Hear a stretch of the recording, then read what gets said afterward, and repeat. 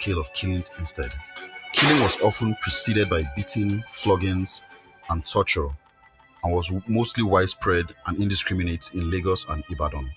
Ironically, many Igbo officers knew in advance that a northern counter-coup was being planned, but in a fatally nonchalant attitude, assumed that it would be an affair between the soldiers that were for and against the January coup. Unfortunately for Igbo officers, northern officers had become so paranoid about Igbos that they did not compartmentalize Igbos into those who supported or were against the coup. Even Lieutenant Colonel Gowon admitted that the anti-Igbo feeling made him doubt whether he could trust his Igbo girlfriend, one Edith Ike. Their relationship did not survive the crisis, and Gowon eventually married another lady from northern origins. Northern NCOs and lieutenants were more likely to mercilessly dispatch Igbos than senior northern officers. Igbo officers were largely strangers to northern NCOs and junior ranks, whereas senior northern officers had trained with and had personal relationships with Igbo officers. The NCOs became so undisciplined and unpredictable that some northern officers decided that they had seen enough and tried to intervene to save Igbo soldiers. On occasions, they would lock up Igbo soldiers for their own safety, but most times these officers were overruled by their NCOs, who would simply release the Igbo officers from detention and kill them.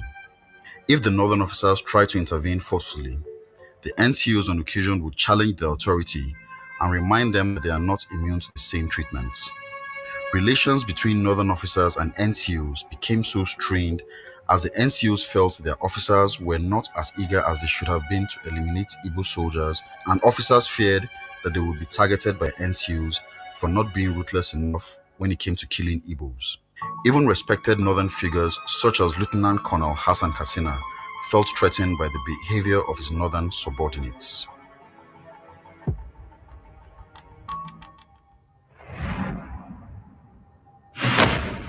The Ibadan-based 4th Battalion seemed to be the epic center for northern military anger, as it had a large concentration of northern soldiers, and many of its former members were also prominent in the revolt that overthrew Aguiyi Ironsi. They have since earned the reputation for being the most indisciplined and violent units in the history of the Nigerian army. In one particular incident, when they displayed their unruly behavior, soldiers from the 4th Battalion traveled to Benin for a funeral. After the funeral, the soldiers learned that some of the January detainees were held at the nearby Benin prison. Rather than heading home after the funeral, the soldiers took a detour to the Benin prison, broke into and raided it, then released northern troops who were detained there for any part in the January coup. Igbo officers also held for the same offense were not spared.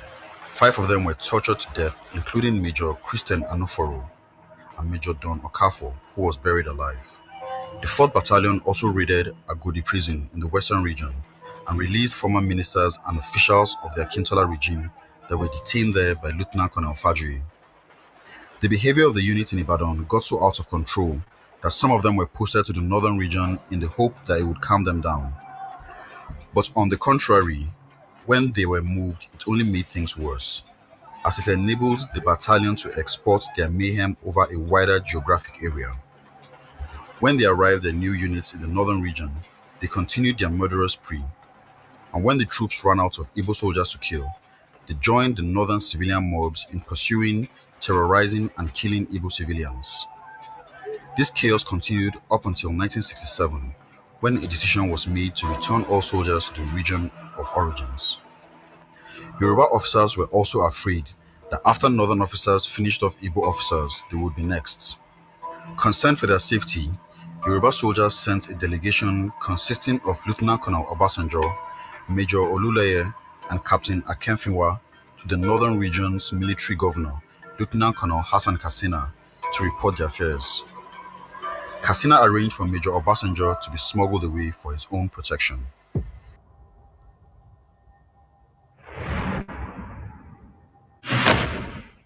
The 5th Battalion in Kanu had been prevented from taking immediate action on July 29th due to the preemptive action of the second-in-command, Major Oluleye, in locking the armory and confining the soldiers to the barracks. However, as the weeks passed, tension continued to grow between Igbo and northern soldiers in the battalion. Northern soldiers in the unit felt that they were not accorded the same respect as their colleagues in other units, as they did not participate in the overthrow of Aguiyi-Ironsi. In late September 1966, Shua and Oluleye were posted away from 5th Battalion and replaced by Major Abakari and Captain Auna, respectively. A relatively insignificant incident gave the northern soldiers in the battalion a golden opportunity to show their mettle and prove to their northern colleagues that they were not cowards.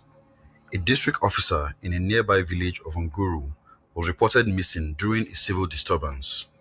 When the police refused to go to Nguru without an army escort, they were given a platoon escort consisting of soldiers from the 5th Battalion.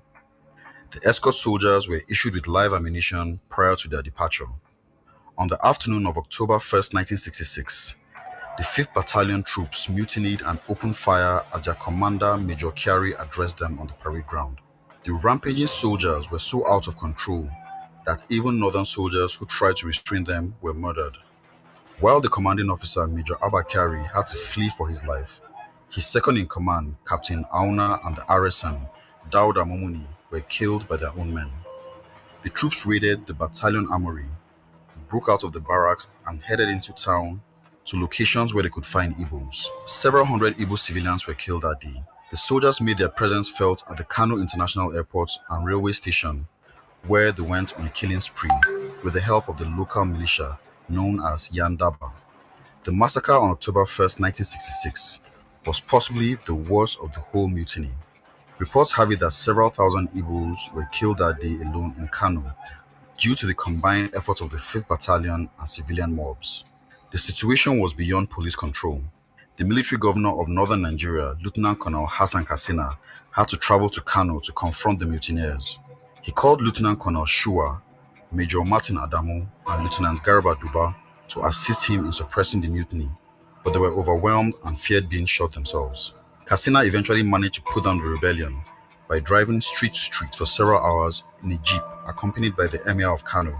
The sight and authority of the Emir shamed the looters and coerced the soldiers into returning into the barracks. Lieutenant Colonel Katsina later announced that the battalion would be dissolved as a result of the mutiny.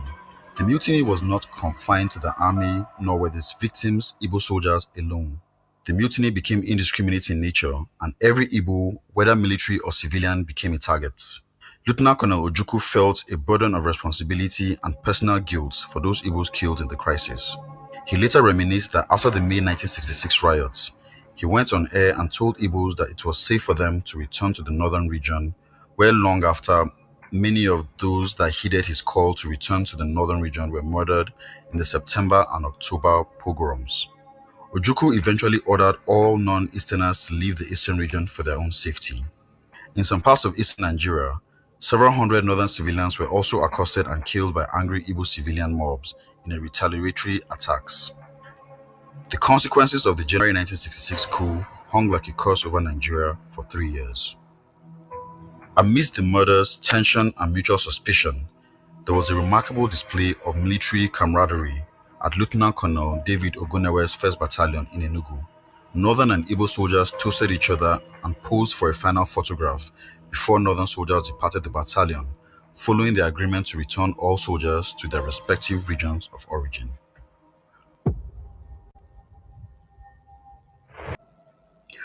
Ojukwu was in attendance as the Eastern Region's military governor. Security was watertight, and the federal and eastern delegations arrived separately. General Ankara had sent a Ghanaian Air Force plane to fly the eastern delegation from Enugu to Ghana. As the host, Ankara made a few introductory remarks and reminded the guests that the whole world was looking up to them as military men to reunify Nigeria as a whole, and that if they failed to make peace, the blame would rest on them through the centuries. Gowon spoke first and proposed that the meeting should not have a chairman, as each of them was a joint chairman in his position. His proposal was unanimously accepted. Despite the serious nature of the issues at hand and the animosity between the FMG and the Eastern delegation, the brotherly Sanders code of honor among officers was still evident. The debaters threw off formality and addressed each other by their first names. In the midst of the good-natured banter and humor among the officers, the FMG delegation requested for Ojukwu to attend further SMC meetings back in Nigeria with repeated assurance of his safety by Gowon. but Ojukwu continued to insist that he would not attend SMC meetings in any place when northern soldiers were present. Gowon's regime repeated the mistake made by his predecessor, Ironsi, by failing to acknowledge the army officers killed in a coup d'etat by not announcing Ironsi's death. Gowon also made his position questionable and gave Ojukwu the opportunity to reason that since the supreme military commander, Ironsi, was only missing as announced by the SMC, only the officer directly behind him in army seniority could replace him as supreme commander. Ojukwu was still refusing to acknowledge Gowon as supreme commander and defiantly addressed him as the chief of army staff in his public statements. Ojukwu also warned that allowing a middle-ranking officer backed by coup plotters to become the head of state, irrespective of seniority, would create a dangerous precedent, which Nigeria would find difficult to emerge from. Of course, Ojukwu's caution was not heeded by the SMC, but time would eventually prove that his prediction that junior officers would in future overthrow their superiors was indeed prophetic and entirely accurate. Ojukwu demanded that Gowon make a categorical public statement on the fate of Ironsi. Although Ojukwu was miles away in the eastern region when Ironsi and Fajri were murdered, the story of their death likely would have been relayed to him by Ironsi's ADC, Lieutenant Andrew Nwankwo, who was captured along with Ironsi and Fajri, but managed to escape moments before they were shot. Commodore Way admitted that all the debaters already knew what had happened to Ironsi. Ojukwu simply wanted Gowon to publicly acknowledge what the SMC members already knew. He later admitted that he had heard the rumors of the assassination, but he wanted them to publicly admit it so that they could start dealing with the real situation. Gowon agreed to make a public announcement when they returned to Nigeria. When Ojukwu expressed his anger over the murder of Igbo army officers by their northern colleagues in July 1966, Lieutenant Colonel Katsina interjected by asking Ojukwu why he had not reacted in the same repulsion when the senior northern military officers were murdered by Igbo soldiers 7 months earlier.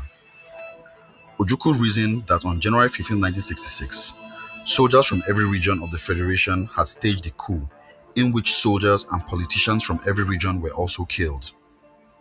Katsina used the opportunity to remind Ojukwu of the efforts that he made to prevent the murder of Igbos. The core of the agreement at Aburi was that each region would be responsible for its own affairs and that the FMG would be responsible for matters that affected the entire country. While other delegates arrived at Aburi with a simple but unformulated idea that Nigeria must stay together, Ojukwu arrived with a well-prepared vision of his desired outcome. He managed to get virtually everything he wanted and was so pleased by his success that he even declared that he would serve under Gowon if he kept to his promise. At that point, Gowon got up from his table and embraced Ojukwu. After 2 days of intense debates, the officers toasted their reconciliation and agreement with champagne, and General Ankara drove Ojukwu and Gowon back to the airport in his car, with both men on either side of him. The Aburi Accords were never implemented for a number of reasons. When Gowon returned to Lagos, his civil servants were amazed at the depth of concession to Ojukwu. They regarded the Accords as unworkable. There were many positives in the Accords, the best perhaps being the implicit concept of regional autonomy, which was negotiated by Ojukwu. However, Gowon's civil service considered the all-or-nothing approach by both sides was short-sighted. The Aburi failure was the end of the concept of regional autonomy and self-sufficiency in Nigeria. The discovery of large deposits of crude oil in the eastern region also reinforced the FMG's desire to maintain a united Nigeria and to strengthen the powers of the central government in order to maintain control of earnings from crude oil exploration. When it became clear that the problem between the northern region and the eastern region were not going to be resolved by negotiations, the eastern region seceded from Nigeria in May 1967 and declared itself the Independent Republic of Biafra. Gowon countered by ordering his troops to retake the eastern region in a police action, and the police action eventually evolved into one of the darkest times in Nigeria's history, a bloody civil war that lasted nearly 3 years, with a death count running into millions of lives and properties.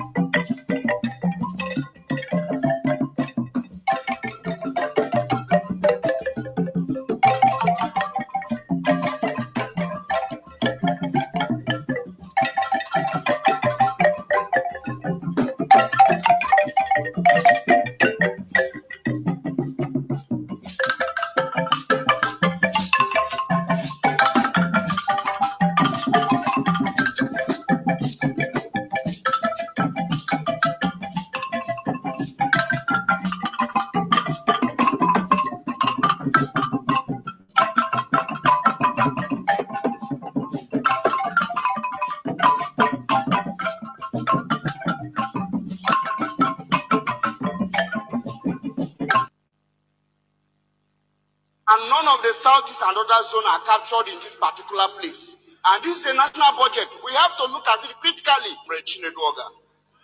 Mr. Speaker, I want to bring the attention of the House in this item 281, Light Rail, Kanu, Ogun, Lagos. Mr. Speaker, I'm from a zone, and none of the southeast and other zones are captured in this particular place. And this is a national budget. We have to look at it critically. It's not for a particular state, Mr. Speaker. The southeast need to be included. That is my point of order, Mr. Speaker. Thank you. Thank you, Honorable. Your observation. I am sure in the course of the year that might... Mr. Speaker, no other time. It is now. Let us do it now. Mr. Speaker, observation. They are already ongoing now. Yours is noted, Honorable, and will bring it to the attention of Mr. President. Order. In the near future, we'll ensure that that balancing is done, okay? Good morning, good afternoon, good evening, and good night, great Biafrans and lovers of freedom. This is Radio Biafra House of Service coming to you through Radio Biafra London. My name remains Mazi Jonathan Chinedu from our low province of Biafra London. We are here live and direct. Today is the 27th day of February 2025. Today is Thursday. We must continue in these awakening messages because here on Radio Biafra is our gathering point. This is our parliament. Of this particular place. Therefore, I welcome each and every one of you to welcome your friends and well-wishers. Even do not deny your enemies this message. That is why we are live and direct today, being the 27th day of February 2025, Thursday, being Obochi Orie. We are live and direct, and you can be hearing us via our FM on different parts of Biafra land. 102.1 on different parts of Biafra land in FM frequency modulation. Therefore, you can tune in. Also, you can download our very low data consuming application, which is IPOB Community Radio. IPOB Community Radio is a very low data consuming app. It is in your Play Store. They tried several times to knock us out of Play Store, but we continue coming in, we continue in what we are doing. You can never destroy an ideology. That is it. Therefore, download IPOB Community Radio. Through there, you can be listening to Radio Biafra from London. Also, in addition to that, you can download Simple Radio and Radio Garden. Once you download these two, you scroll, you search for Radio Biafra London, and bingo, you'll get us. Also, do not forget that we are live on satellite. We are on free-to-air satellite, please. If you have satellite, just go to the radio section and search for Radio Biafra London, and you will see, you'll be hearing us there. Moreover, you can go on our homepage, www.ipob.org.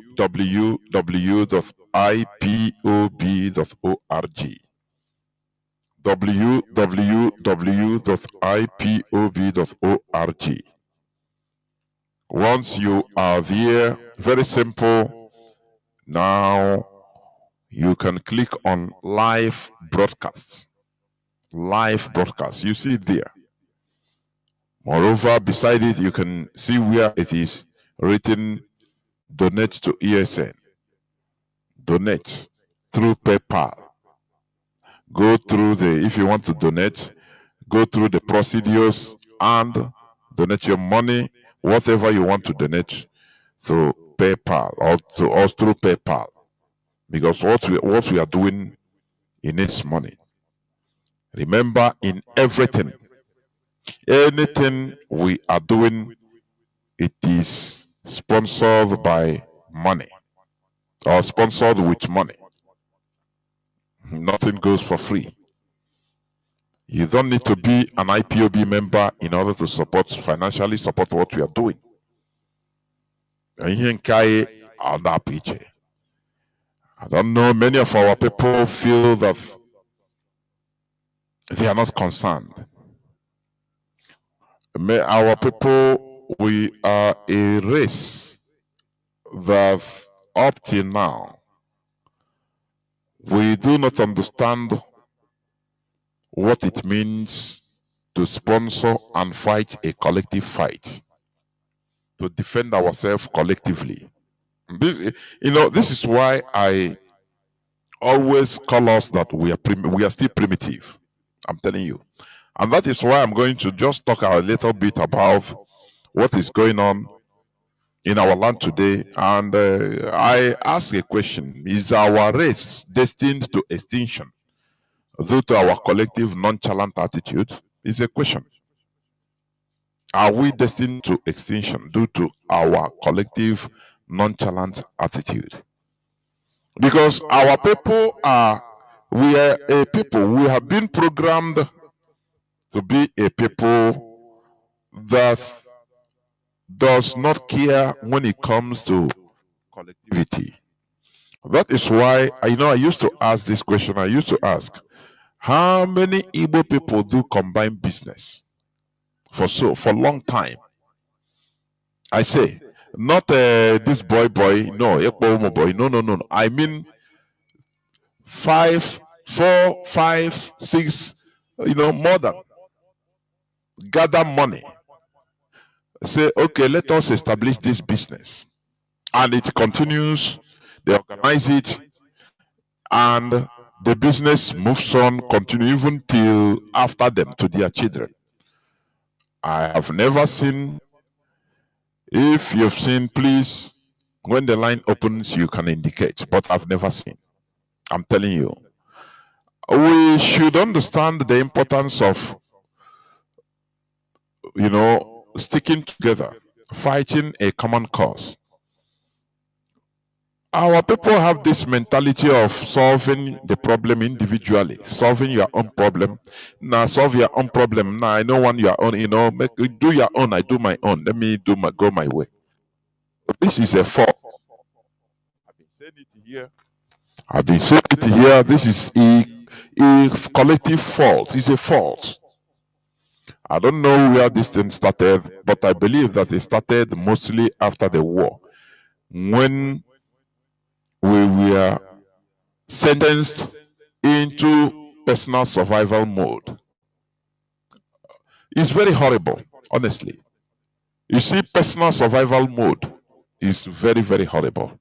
We forget everything about our collectivity. We forget everything about sticking together to solve our collective problems. We forget everything about, building a system that is viable for all of us. It is very, very sad. These are things we are trying to correct. That is why we appeal to each and every one of us that are listening. You don't need to be an IPOB, official IPOB registered member or family member in order to support, or before you can support what we are doing. You see what ESN is doing in our land.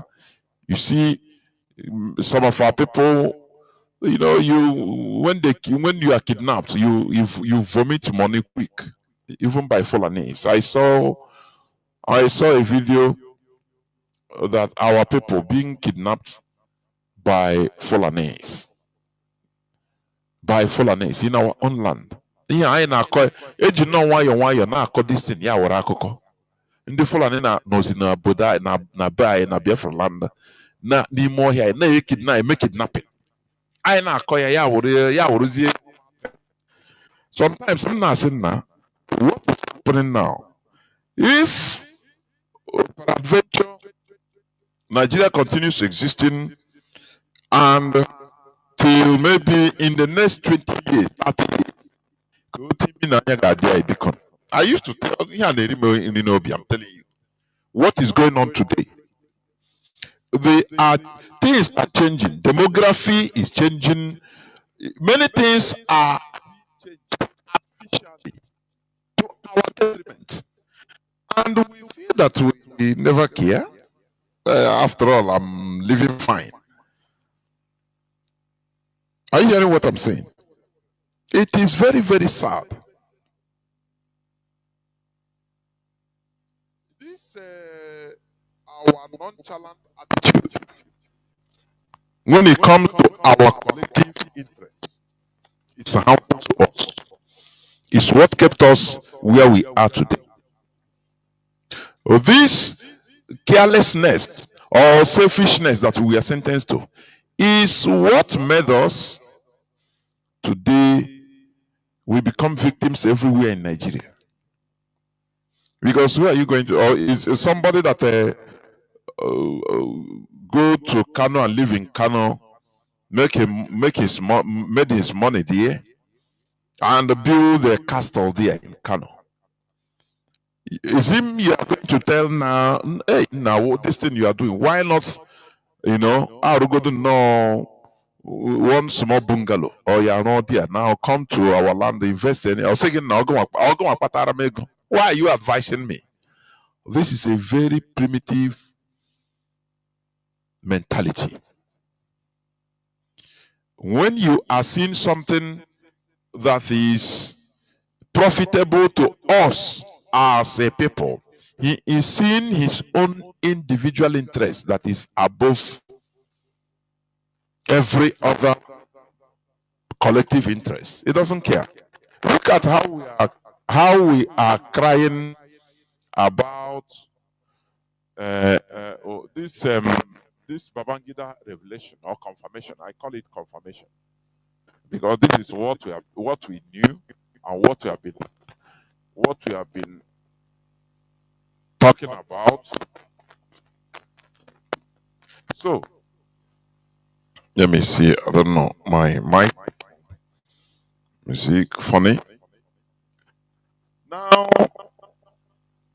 after Babangida launched his book confirming what we have been saying, because he's also a player. Okay. An Igbo man in the name of Atoeze. He came, he was given a podium because the Fulani, they know how to play this type of politics. They promote you, they'll make you wealthy, and they will use you. It's a colonial system. They will use you against your people. Why we are talking, this one came and started blabbing, thanking Babangida because he made him what he is today. He made him a billionaire. So as long as he made him a billionaire, he's okay. Everybody should be okay. He doesn't care about, he doesn't give a damn about our collective feeling. It's very sad. I'm telling you. It's very sad. Let me play it. Tinubu, my brother, my good friend, General Babangida, I know you since 1979. He made me what I am today. You know him since 1979. That is 9 years after the war. Does he ring a bell in you? These are the core saboteurs. I don't know his age, but once he said 1979, he met Babangida, which means he was being used, and he never cared about our collective interests. He never cared whether. Just imagine Hope Uzodinma. He said it openly. Hope Uzodinma said, even if it is only 2 people remain in Imo State, he will continue ruling them like that. He will kill until, even if he remain 2 people only, 2, he will rule. Imagine this is primitive mentality. Very primitive. Because you are not considering our we that made you. Because without we, there will be nothing like me, one person, or you as one person. It is inside we that I come out. But these people, primitive mentality will make you feel that you are big. Go Oha. You are more than Oha, the multitude. You are more than everybody. Once you're okay, who is everybody? Or do you see that? That is a sickness in many of us, many of our people. It's a sickness. I am telling you, it's a mental condition. That is why our people become so proud. But let me tell you, you are as rich or as wealthy or as poor as your community. You are as rich as your community. You are being judged by the standard of your community. That is it. It doesn't matter whatever. You are being judged by the standard of your community. If our people are or used to think collectively, our people wouldn't have been living this type of life, building everywhere in Abuja and in Lagos, Kanu, Castina, now develop. Onye nyere ndụmọdụ ọsị gị na were ndụmọdụ were go and keep it to yourself. Now you make my money for me. This is a characteristic or one of the characteristics of very primitive mentality. I continue repeating this. Anybody can dispute me with facts and figures, but I still maintain it. The primitive. When one of the main characters of primitivity in this sense is destruction of your own type. A primitive animal is an animal that eats his own species. Because the consequence is extinction. That is why I ask this question. Is our race destined to extinction due to our nonchalant attitude? Or this is a question.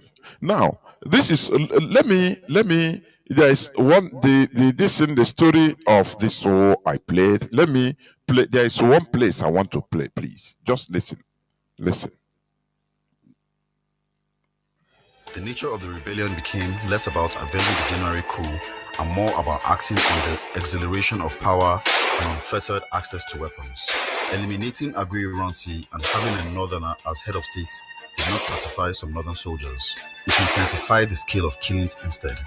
Killing was often preceded by beating, floggings, and torture, and was mostly widespread and indiscriminate in Lagos and Ibadan. Ironically, many Igbo officers knew in advance that a northern counter-coup was being planned, but in a fatally nonchalant attitude, assumed that it would be an affair between the soldiers that were for and against the January coup. What the analysis of this person recounting history. He said many Igbo officers, they knew that there would be counter-coup, which is what I've been saying here. But due to their nonchalant attitude, fatally nonchalant attitude, thinking that now, I used to say it in Igbo. There is a way.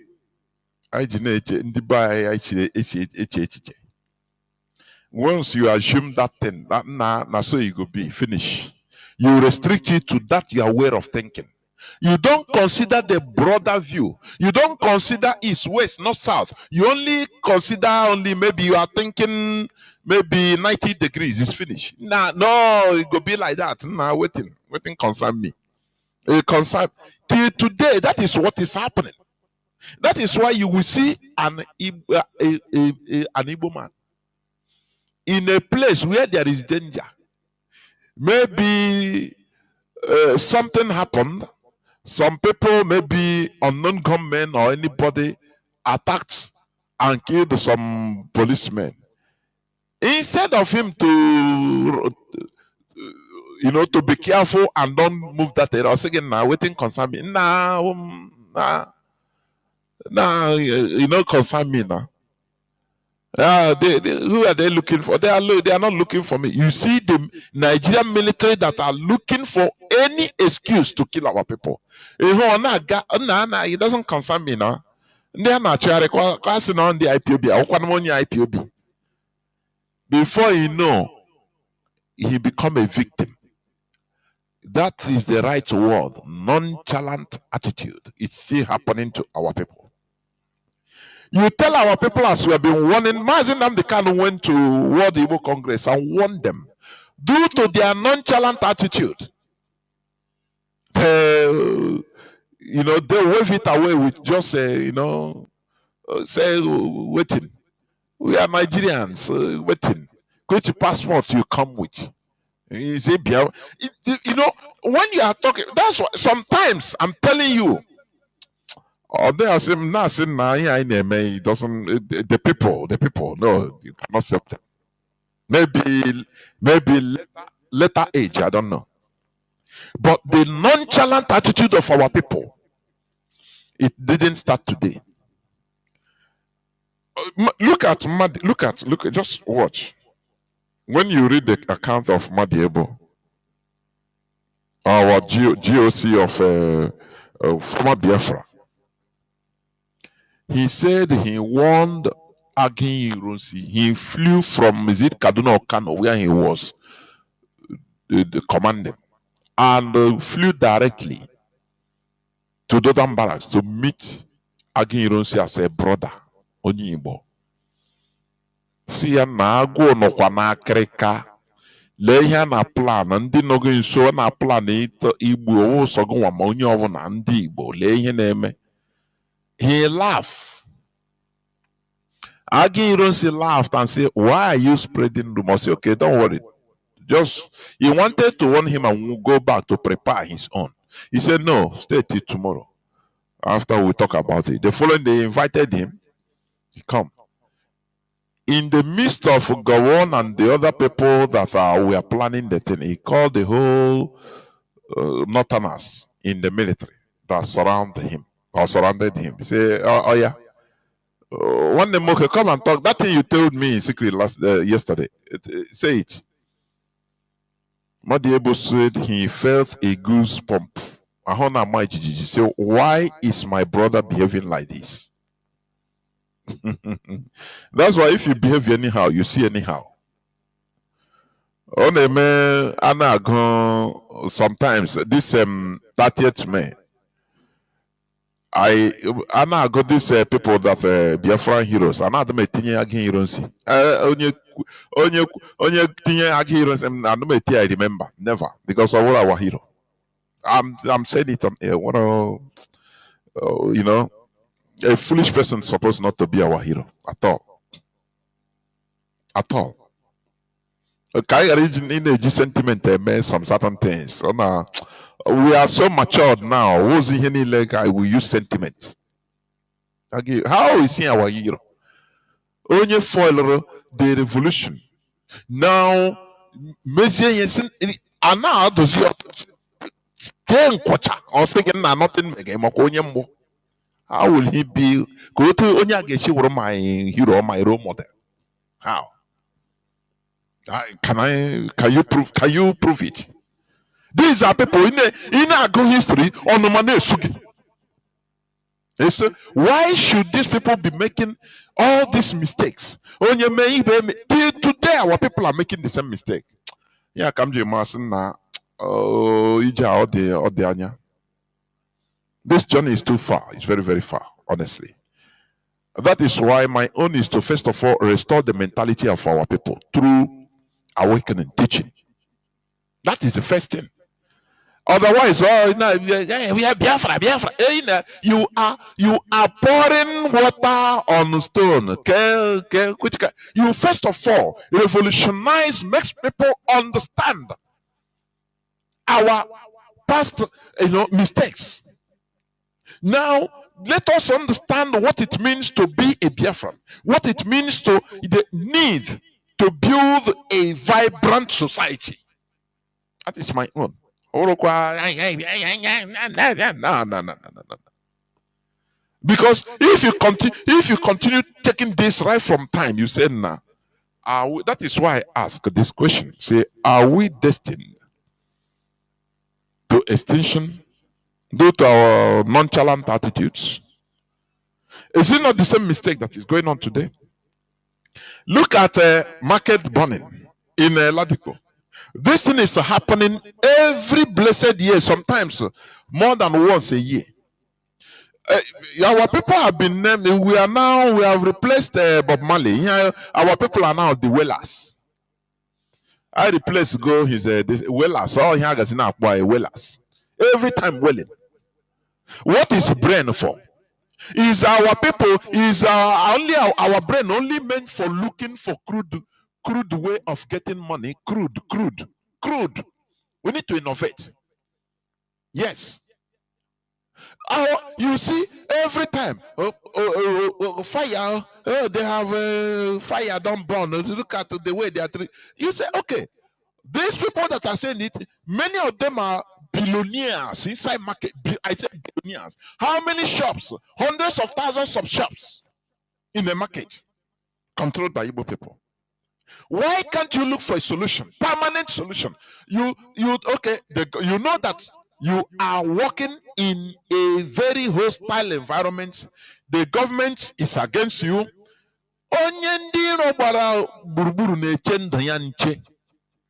Why can't you gather and say, let us plan this fire every time, fire, burning, turning our people from billionaires into nothing under 24 hours.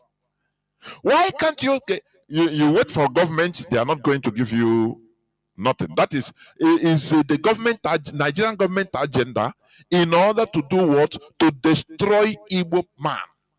Now, you know that. And you are still calling government all the time. And you continue suffering the same thing. Why not gather around and say, okay, now we have to look for solution to this fire. How much is fire extinguisher? You can hire experts. Forget about governments. Contribute money. Each shop, maybe in a month, each shop, if it is, you check. 1,000 is nothing to shops. Each shop, complete shop, 1,000, 2,000 every month is for your own safety. Now you make arrangements. Somebody have suggested it here. Make arrangement if it is innocent. Build for him to build this fire extinguishing vehicles that will be standby somewhere in the market, day and night, manned by people. This is how things work, how human beings innovate, evolve. So that you don't wait for government. You have your fire extinguished. Now, when you are building, when you are buying all this input in, now government said no, don't do it. That time you have given everybody a proof. We will also be taking it up as IPOB. That time we will know that, which means government is directly in. There is no way they cannot allow you. You contribute money. Build your own fire station inside the markets, so that if there is any day, people will be manning it. You'll be paying people there day and night. If there is anywhere there is smoke, immediately before daybreak, they are there. They will always be there in order to quench the fire before it starts. Is it not a solution that human beings should adopt? What are brain made for? I ask our people. Is it only to look for individual money? There is this struggle.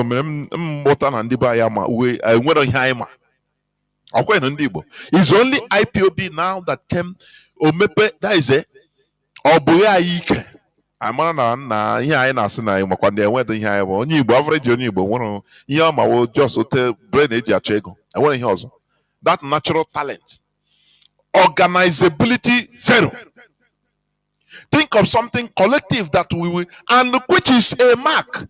Organization is a mark for a civilized human being. Number one is ability to organize, organizability. You know, I give example of just research about this republic you call Orania in South Africa. It's a white, exclusively white zone. They don't want any black person there. No color person, only white. You see how organized they are. A community of 3,000 people. They organize, and you know, they have their own currency. Aura. Or aura. They have their own currency, which is 1-to-1. One aura is 1 rand. They engage in massive agriculture. They say their mantra is work. Everybody must work, because without working, you cannot build a society, a vibrant society. What is our people's brain meant for? I cannot understand. That is why you see I am virulent in this religion. I am virulent because other mejigo our productive brain.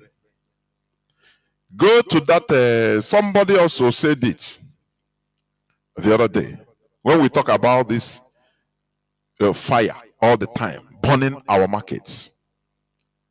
You don't know what these people that are suffering. Somebody you don't. Do you know what it means?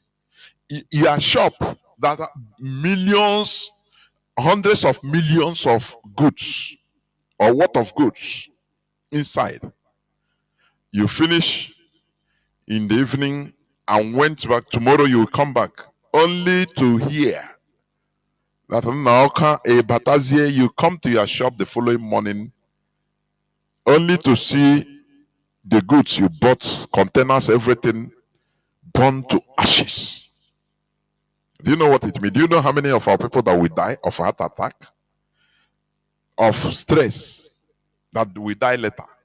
Do you know how many that will turn into armed robbers, into kidnappers because of this? They'll come back to East. Do you know? No.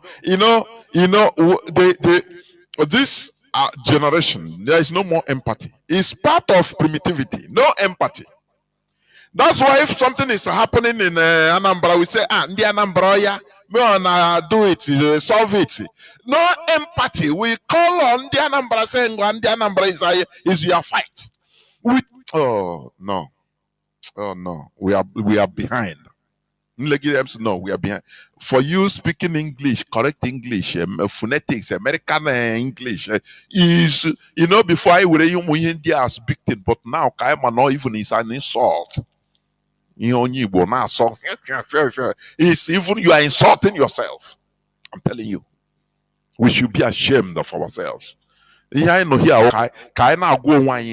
All those things I will not victim. We don't know that we are swimming in errant ignorance and stupidity. At all. This struggle opened my eyes. He opened my eyes. Even there, I said, no. When you have a people that cannot think to it together, that have no ability of organization, that community or that ethnicity or that nation can never survive until they come back and start being organizable. When you leave everybody, everybody behave as you want to do, just get money. That is what Nigeria promoted in our lives from 1970. Into pieces. That is why that, have you asked yourself, why is it that every church you go, headed by Yoruba people, even on the Benio, on the Kogyo, the members, 80% are Igbo people. Why? Because we became leaderless. I now sorry no leader, nothing, no leadership. Anywhere, any person that is can organize people. You see, a section of our people will go there.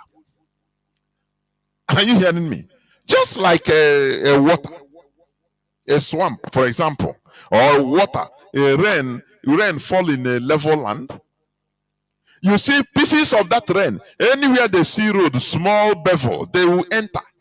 Only the rainwater, the flood will pass. This one will pass through this side. This one, unless it is only one way that is being channeled. But as long as there is no one way, maybe in a desert whereby there is a small hole. Now, other places of water fill there, you see the water passing through different places.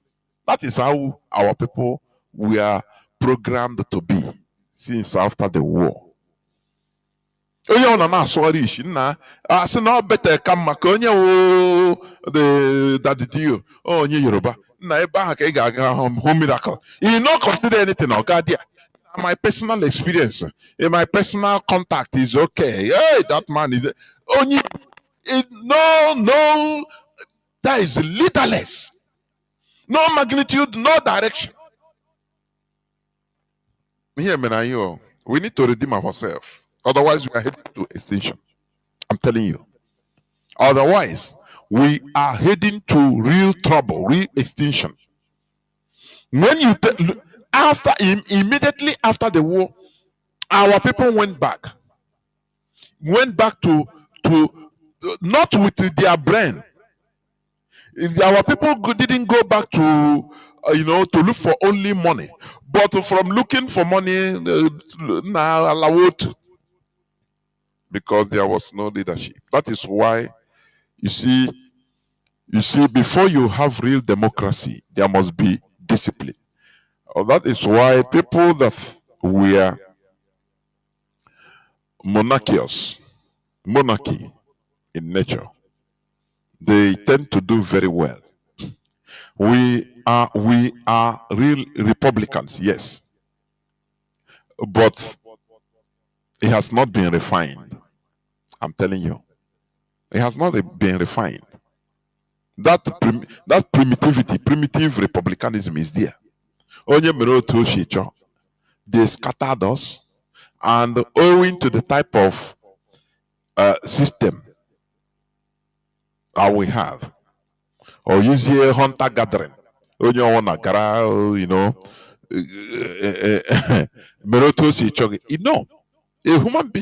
beings must be controlled. It must be controlled. That is why we have nations, ethnicities.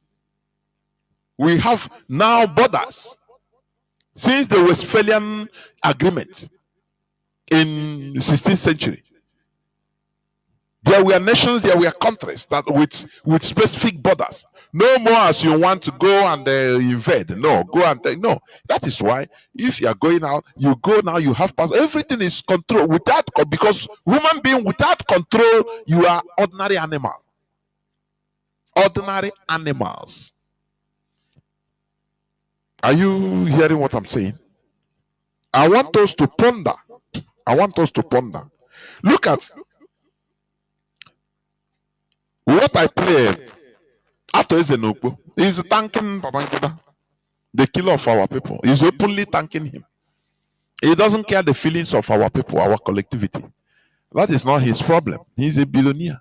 Anytime he's coming to Anambra, to East, they will provide him with military and police armed to the teeth more than even a president, to make him feel that he's above everybody, to make him feel that he is above our collectivity, and he don't know it. That is how our people are, and the Fulani, they are playing on our brains. They know this. They know that we are a people.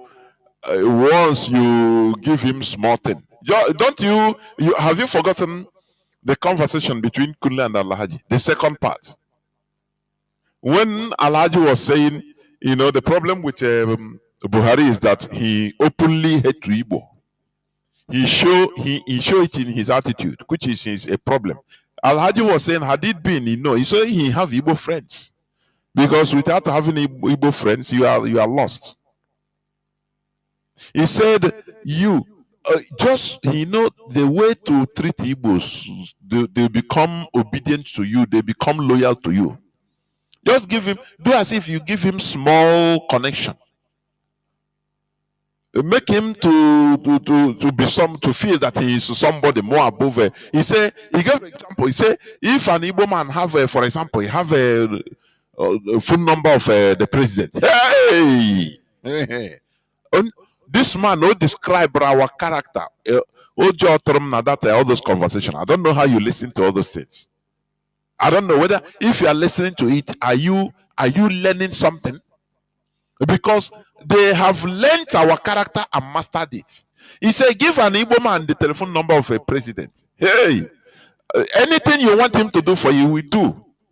And that is it. He said, he described our people, Igbo people, that is the 100%, 110%. President now,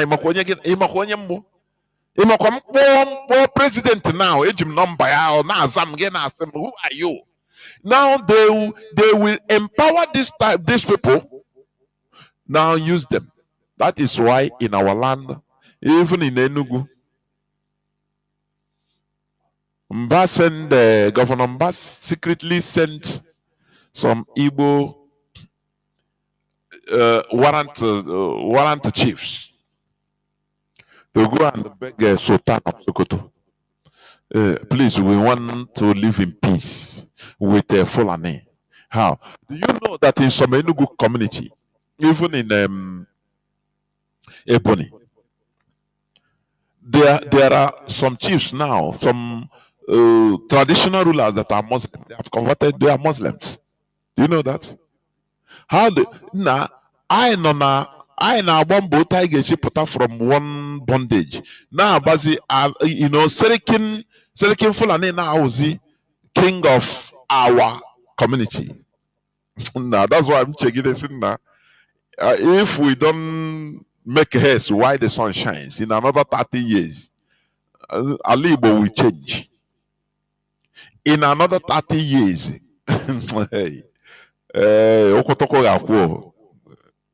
I'm telling you, you will no longer know that in our Alibo. I'm telling you. That is why we need to join hands together in order to continue this fight. Now, let me just say this. Azikiwe tried to save Nigeria to our collective detriment. Right from beginning. So it's not something that came maybe out of a maybe mistake of one person. No. That's why I say, the character I want. Azikiwe tried. What blinded him is that his selfish interest of being the president of that big country, that big place. He never cared about the interest of the people. He never tried to, analyze if I go this way, what does the future hold for my people? That's why our leader one time he preached about sound judgment. That every leader of a people must have good sound judgment. To understand, to calculate, this is where I'm going. In the next 10 years, 20 years, 30 years, 50 years, how is he going to augur to my people? How is he going to affect my people positively and negatively? You calculate it. That is sound judgment. But our people didn't do that. They don't do that because they are blinded by selfishness. Azikiwe, he tried to save Nigeria. Where are we today? Nzeogu masterminded the military revolution, which is being confirmed today by one of the players. That it is not Igbo. He is an Igbo man, yes. He masterminded, but he's a Nigerian military officer. And the revolution is just like, for example, what happened in Burkina Faso. Now the people now say, okay, is the they look at the tribe of Traore and say is his tribe's coup. You know? Does it make sense? Azikiwe tried to save Nigeria to our collective detriment. Nzogu masterminded the military revolution to save Nigeria to our collective detriment. Ironsi came to the scene. He tried to save the chaotic situation to save Nigeria. What is the result? Usobu for us. He was warned. He was warned. Not only him. Because I cannot see the reason why more than 300 Igbo officers were massacred in one night. And you are telling me that maybe they didn't know. No, I don't accept that. That is why, like, let me replay it again. This man, he said it. Killing was often preceded by beating, floggings, and torture, and was mostly widespread and indiscriminate in Lagos and Ibadan. Ironically, many Igbo officers knew in advance that a northern counter-coup was being planned, but in a fatally nonchalant attitude, assumed that it would be an affair between the soldiers. Many of Igbo officers, they knew that this thing will come, but they dismissed it with a wave of hand. Nah, here, spread, the same. Is it not the same thing that happened in World Igbo Congress?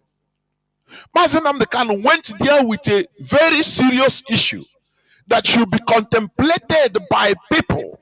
Now these people are coming. Oh, now they are coming. Give me arms, so sponsor it so that I be ready for these people. When you look at those people, they are lettered. Some of them maybe they have PhD. They might attend Harvard University. Some might be this and that. You know, intellectuals. You know what they are talking. Onishishi. If I don't know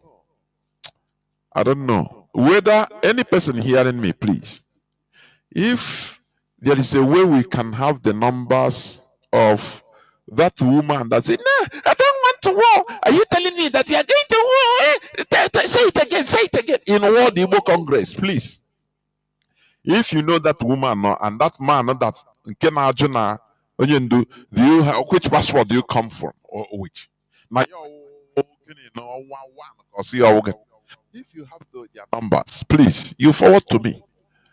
I want to bring them up so that to interview them, to ask them what is your take in what is going on today.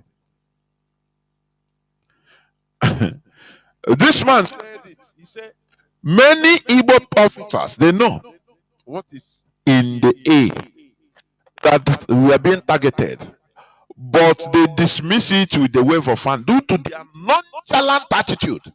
Is that nonchalancy still going on today? Is it not still going on in our character? Support IPOB, support ESN. What is going on now? No, instead they run away, go to Lagos. Instead they live in Abuja, build mansion, stay there. That is your solution, his own solution. One day you'll be attacked, he will be killed in Abuja as one Igbo man that feels he's doing good, is doing well in Abuja. He did very well. When he was attacked in his house, and he survived it. Luckily for him, he survived the attack. But when he met later on, when he met some of his attackers, the Fulani that attacked him, that wanted to kill him, they shot him on the leg and he survived it. He arrested and he went to another police station. He went to another police station, and there, the police boss came and told him openly, say, You be Boba? Say yes. Say, I'm sorry. Stop worrying yourself. You are not going to get any justice as long as you are an Igbo man. Oberezi akwapụtara ọga na mama Obrekete family. Ọga here seeking human rights. Who is giving order? All those people. They will give you order from above. Ndị Igbo, ma'am, I don't know. Let us support what you are saying. Support what you are doing. You are singing the way they are doing it. IPOB, like Mazi. Maybe don't like one person, don't like Kanu. So, but that what we are doing is not good. That is why. But you don't like one person, the character, one character. That's why I don't want to support. Do you see the nonchalant attitude? Is it not still there? Tell me, is it not still there? Just, support financial secretly. Call and say, oh, can you link me up to the leadership? I want to donate money. Because in here, this thing that is happening is affecting everybody. No, Igbo man wants, when the thing affects him directly, we come out on social media. Hey, before I dey hear this thing, but I don't know, say they happen really. It touched me now directly, and I'm happy to survive. I'm telling everybody, I go on Okonake. So every woman will like the thing to touch him. And many of people, once the situation Nigeria touches you, you cannot survive. So they cannot come out to talk. Only very few that we are, that we are very, very lucky to survive Nigeria situation. Come out to start saying, yapping. Our people are not proactive. What they are is reactive. They are not proactive. That is why I say sound judgment matters. Sound analysis. That is why you have think tanks in a government to tell you this one, say, come, what do you think? He will analyze the situation and tell you, if you do it like this, it might be good now, but remember in the next 10 years, look at the adverse effect. Okay, you do like this. No, people might feel bad today, but in the next 10, 20 years, they will benefit. That is sound judgment. This is what our people are lacking. They are always being deceived by what they are seeing now. Either for them to gain now, which is very primitive. It is a primitive character. They don't invest when it comes, they can invest when it comes to his personal business or something, go to forest and buy, buy share. He will be gaining as an individual. He will be gaining, making profit. Now that is mercantile mentality. But when we say, let us come together, fight, people will be telling him now, they will be saying, now, this Mazi Jonathan talking all the time. It's them that are eating IPOB money. Because there is no way he have looked at himself. There is no way he can be doing something selflessly without getting money. Without, in one way or the other, he must be receiving money. That is so he used that his own situation and character to judge everybody. Do you see that thing? I continue saying it until our people start proving otherwise. Ndibo, generally, I call the primitive. It's IPOB that is civilizing us. What do I mean? We didn't have any single platform, no ideology before, no common ideology, no common platform to fight for a system. Look at what happened. Look at how the whole East was sidelined when from 2025 developmental project. The governors and politicians in our land didn't deem it necessary to call for emergency meeting in order to discuss this issue. That is not their problem, because they say, does it concern him? He is a billionaire. His children are not affected by anything. Whether you build the railway in our land or you don't build, that is not his problem. After all, the former governor of Abia State, somebody accosted him why he left the one flyover for so long without completing it. He feels that he disgraced the person. He said, look, do you have car? A governor of a state. A governor. Why should me think about this by myself? Now me start building as if he's building it with his own money. The boy, the primitive. No, I the backwards. I the backwards. The way we reason is backwards. I'm telling you. You know, governor no could that thing. Gine le anya. You want a car? Can you have na a flyover? Or come on, jire akam we be doing or go was on the flyover. Or more than so oh God the kwam ga not chant the thing. You went okay na man people na kaka. Hey, Governor Ikuna, the boy the primitive. Oh, it's only IPOB that is refining us. They can be from equatorial backwards forests. I'm telling you. Nah. You know. That's why I will victim. Every time I will victim. We don't know how to meander things. We don't know. An Igbo man will, because of maybe the fight he fought with just a friendly fight or quarrel or with his brother. If he become a politician, a big maybe hierarchy in Nigeria, he will use that position to come and avenge, to show that his brother that you see today. I don't know who that was quarreling with Okorocha on social media being videoed. You know, Lendia say, hey, who are you? And yes, now or water na Biafra beko audio mumea. Onye made this a very animalistic behavior. Ewori will make arrow. It doesn't matter who you are.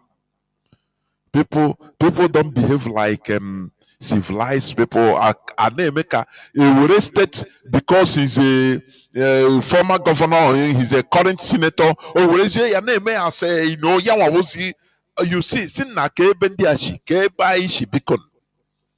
Kebaishi. Or I put it in our earlier men. I don't know. The behavior is so backwards.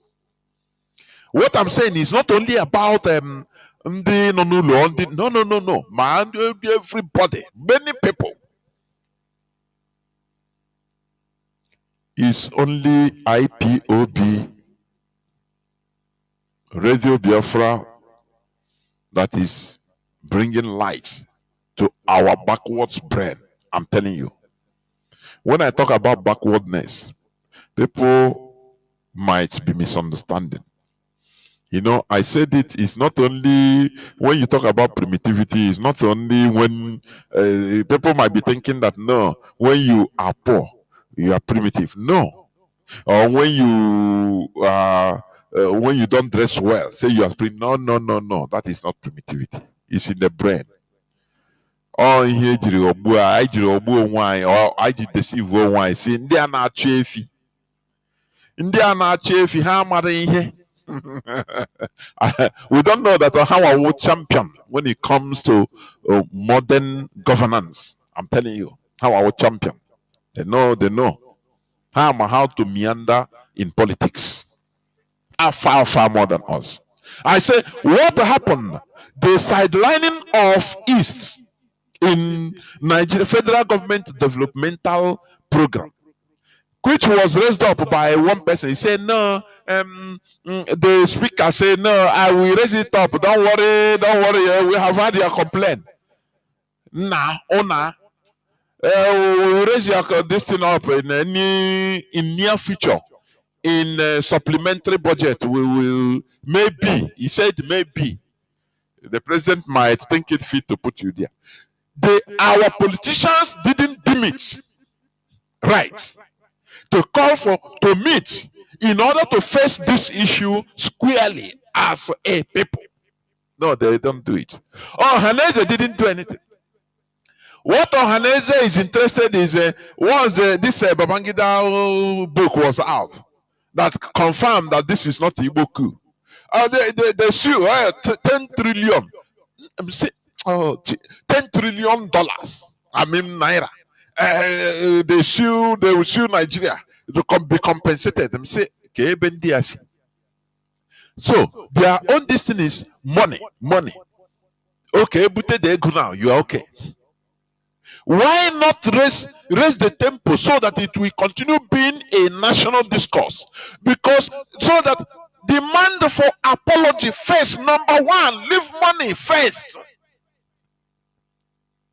Raise the issue up, raise the tempo everywhere around the world so that raise it up everywhere, let it go viral, continue non-stop, even to the international community. That is the first thing. But there are tools in the hands of the caliphate.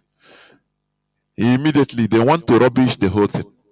You see, the same way Nigeria government rose the infiltrator, Ekperima.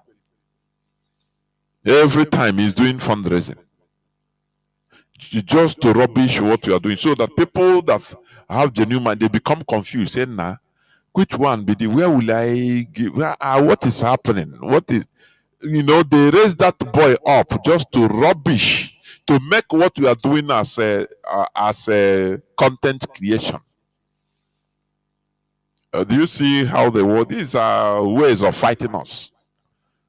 When you raise a serious issue, content creators will carry it as a content creation. Now they will downgrade it, make it to be a laughing just for entertainment. Is the role of Hannes Ndibo is playing on some certain issues. Before you know, instead of making,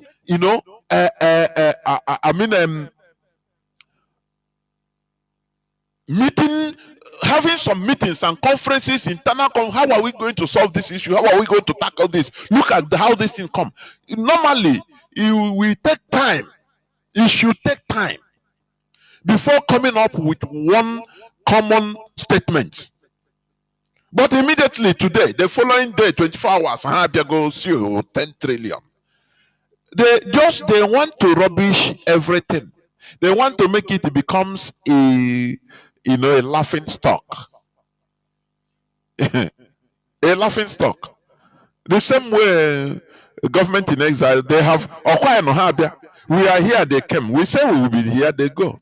They use them to rubbish what we are doing. Serious thing we are doing. Our genuine right to self-determination. Now they turn it into content creation. And Nigerian media, they promote them so that they try to join all of us, IPOB, so that we look as comics in the eyes of the world. Yeah, it's a strategy. Is a war strategy. You understand?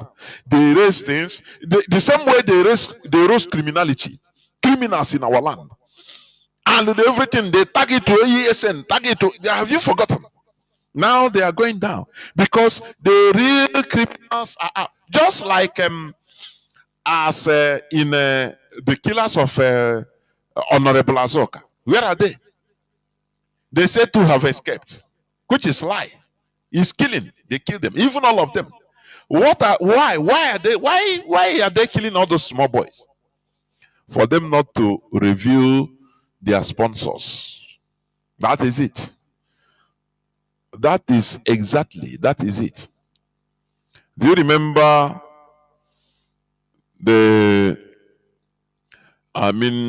this thing? The killer of JF Kennedy, as in Warren reports.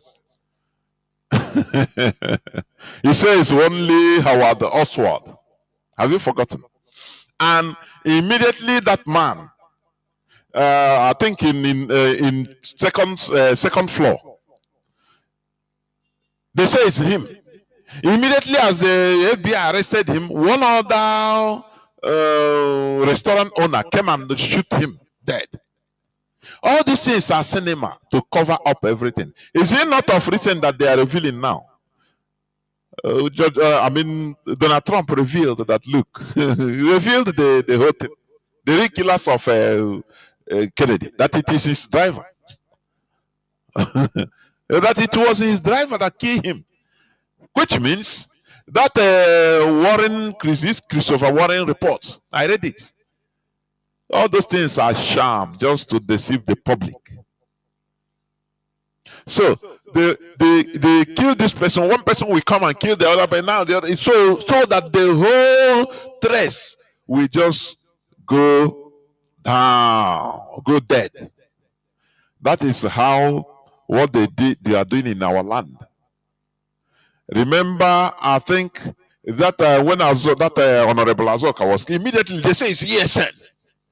Whereas you have now understood beyond, we have proved beyond reasonable doubt that the insecurity that they are shouting and talking in our land, in Biafra land, is orchestrated by Nigerian politicians. I say that is it. It's their job. It's their job. That is it. That is why this guy said, it's not even the listening man saying Nnamdi Kanu cannot solve it, because he knows that it is them that are causing the insecurity. They know. Didn't Ebube Monso directly accuse Sulu the Wambafo that he is a person that ordered the killing of Azoka because he refused to join APCA? Didn't he accuse him directly? He didn't miss words. So you see what is going on in our land. You see that? You see that? So when they kill all these people supposed to be of very big economic importance in bringing out who sponsored you, who gave you the order, instead they kill all of them and they tell people that, oh, they have run away in police custody. Who tell you that?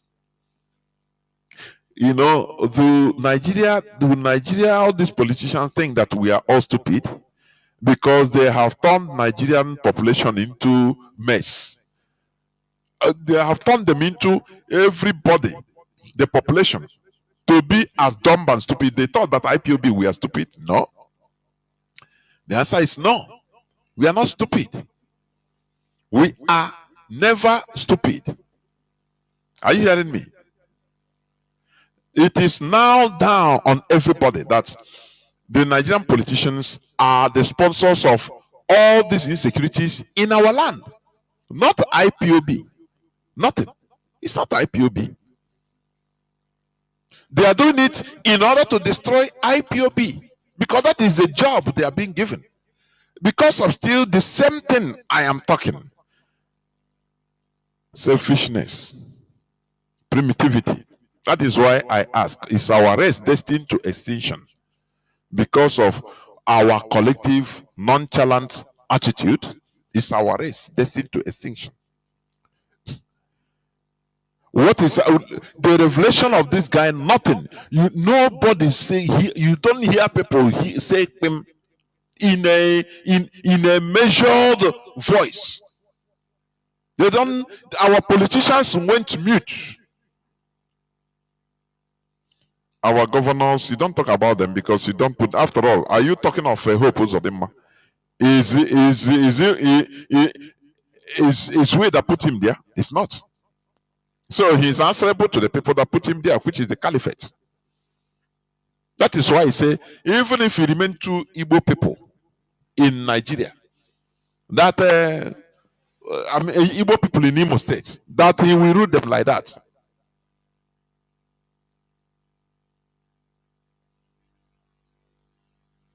Which means it's not representing our interests because we didn't put him there. That is why our governors can never be together. They can never come together in order to tackle issues collectively because we are not the people that elected them. They are answerable to the higher forces, the caliphate. That is the thing. So as I was saying, He also tried to save the chaotic situation to save Nigeria to our collective demise. In 1970, after the war, our people embraced Nigeria wholeheartedly, without reserve and no single consideration to our collective detriment or to our collective interest. And today we are suffering it. Today, Igbo politicians and elites, including Ohaneze Ndigbo, are always acting to save Nigeria to our collective demise. That's why I ask, are we destined to extinction? Are we a people that are destined to extinction? Is a question. Sometimes I used to think about it. It used to baffle me. I'm telling you. It used to baffle me completely. I cannot understand.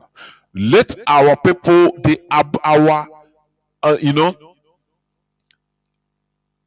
inability to be organizable. That is the first destructive mentality we have. Remember, loyalty is very, very important. Discipline is very, very important. But when we don't have one ideology, how are we going to be disciplined? When there is no common ideology governing us, how can we be disciplined? Who are we going to be loyal to? That is the thing. And that is why IPOB has come with Biafra remains our religion. When we talk about Biafra, we talk about our nationality, our race. Because every other race in Nigeria, they are loyal to themselves, to their ideology. Only us, we don't have. We don't have. That's why you see the southwestern governors, once they gather, they sing the Yoruba national anthem, not Nigerian national anthem. They will sing Yoruba national anthem to tell themselves, confirm that, look, though we are governors in Nigeria under Nigeria setting, but also we pay allegiance to our nationality, which is Yoruba. Our God, who are we? Who are we? Now, let me read this, just one or two news headlines before I open the line. There is this news headline. It said, police service. It is today's news headline. Yes. Yes. He said,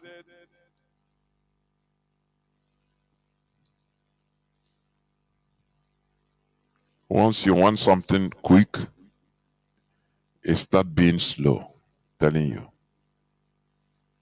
When you want something very quick, that time things become slow. He said, Police Service Commission chairman steps aside without reason from probe of 62 million naira extortion by Enugu Police Command. You remember the story of one of our brothers being extorted by police in Enugu, a businessman of 62 million naira. Now, the Police Service Commission chairman in charge, he now steps down without reason. That was in charge of probing that allegation or that crime, because he received order from above. They told him, "Hey, leave Nonyamini," because as an Igbo man, you can never have justice in Nigeria. But does our people care? That is the primitive character I always talk about. Maybe he thought that he have connection, he have personal contact. Our people, there is a difference between privilege and right. You might be given privilege which could be withdrawn any time in Nigeria. What we are fighting for is our right. Are you hearing me? It's our right. Look at how we are being sidelined from Nigerian governmental projects, developmental projects. Now, our people, our politicians are not acting. They are acting as if it's a privilege. It's a privilege, so no need. They are giving us privilege, so no need of talking. You see, in Nigeria, anything that is being done for an Igbo man is a privilege. If you are bringing a container, for example, you are sending container to Nigeria, you are doing importation. You use Haruna Musa, your friend. Oh, he's a military officer. Once use his name, Pam. Only you settle him. You cannot stay there 24 hours. Clear, Pam. Pay the normal thing, clear, and you settle him. Do you think? How can we continue living like this? They are giving you privilege. It's not a right. We are fighting for rights, our rights. When you use Okafo, Chinedu Okafo, and export your destiny or import your content, it will be delayed and automatically enter into demurrage. You might lose that container because you have no right and you don't see it as anything. Now they have programmed you, streamlined us into accepting that using Fulani or Yoruba man contact name to import it is now the normal thing. That is, all these things are things that we are revealing here for you to understand that these are anomalies. We shouldn't be in a country where we have no rights. Instead, we are being proposed privilege. Okay, don't worry. Next subsequent budget, we are going to maybe put Southeast there. Maybe it's under probability. Now you ask, why are you postponing our own among the whole 6 regions? Is Biafra land you are postponing? Are you giving us? Is it a privilege you are giving us? Why should our own be privilege? Whereas a normal thing, we should have rights. If you say that, okay, we are part of Nigeria. It's not when it comes to taking out our natural resources. Now we are Nigeria. Do you see what we are suffering? Do you see that? And our people are accepting it gradually.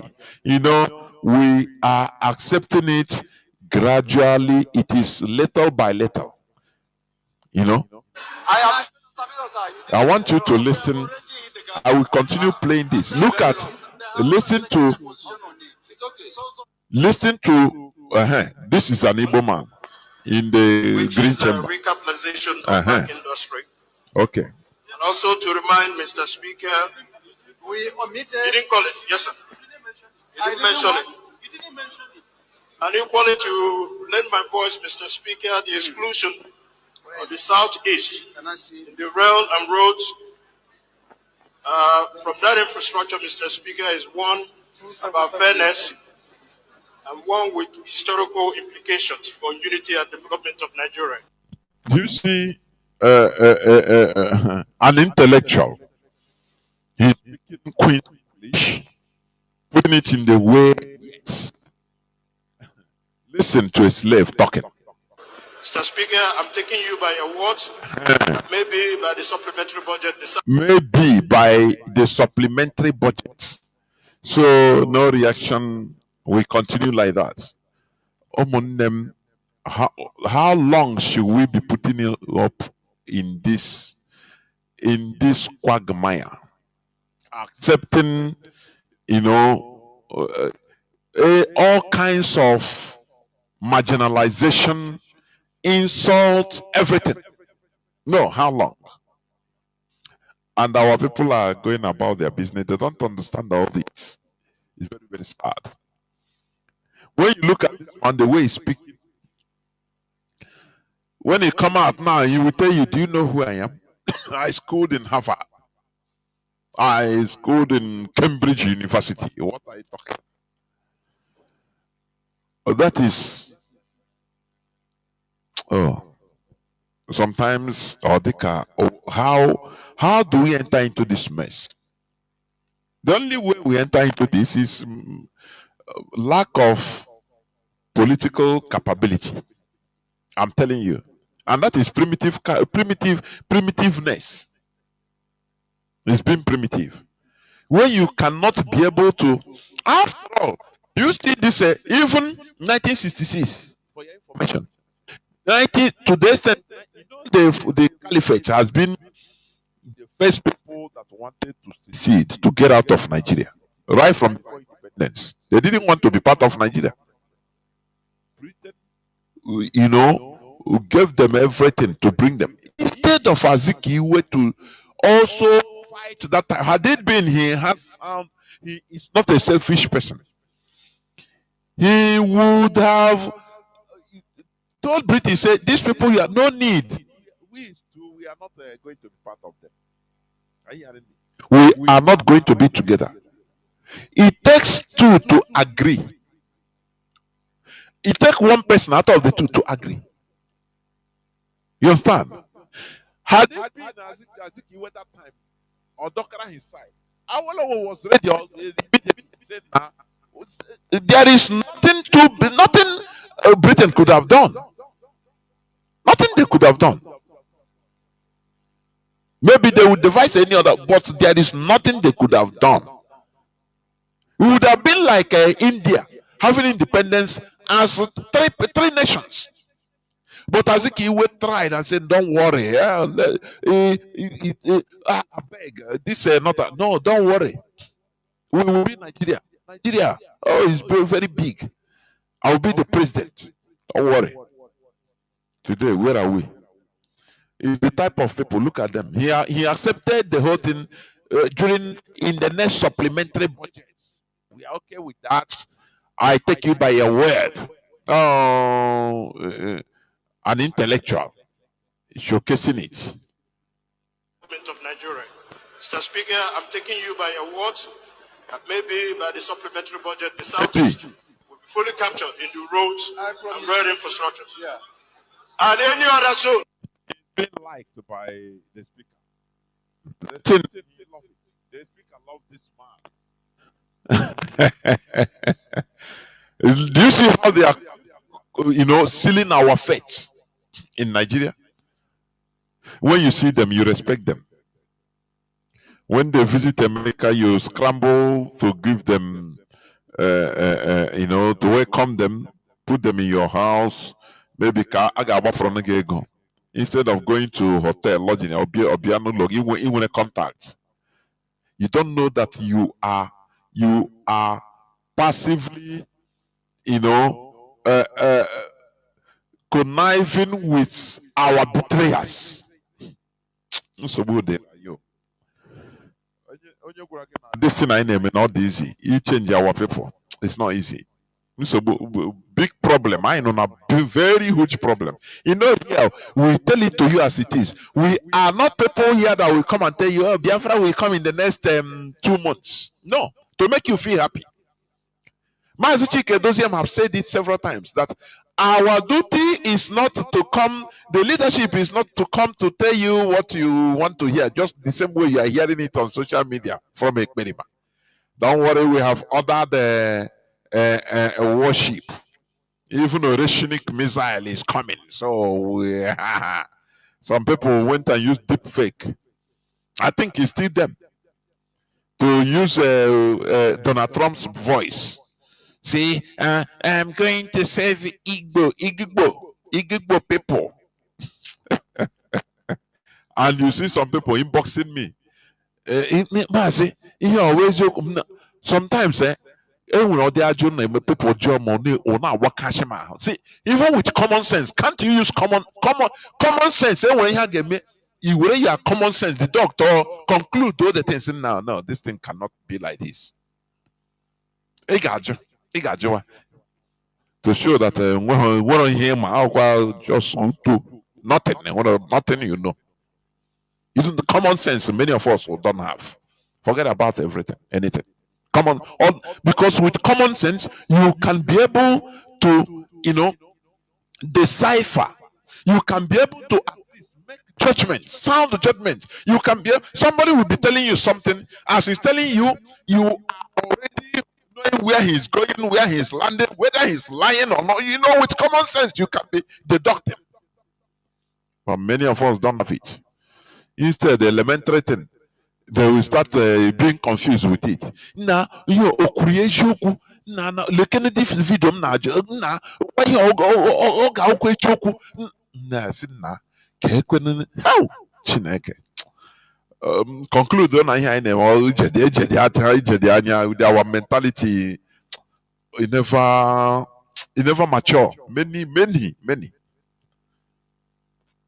our capability no mental capability is still very far okay the very highly primary he never even leave kindergarten. I'm telling you, but we must continue I'm telling you.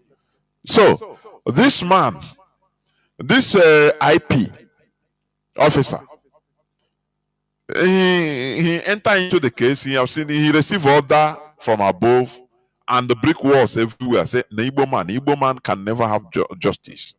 He resigned, but he stepped down. Say, oh boy, before they kill me, say I'm trying to bring justice. There is no Igbo man can never have justice in Nigeria. Igbo man can never have justice in Nigeria because Nigeria is being programmed for our failure.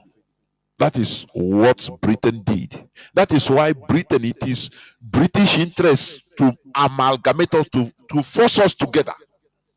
Even as the North will say they are going, they don't want to Araba, they don't want to be part of Nigeria.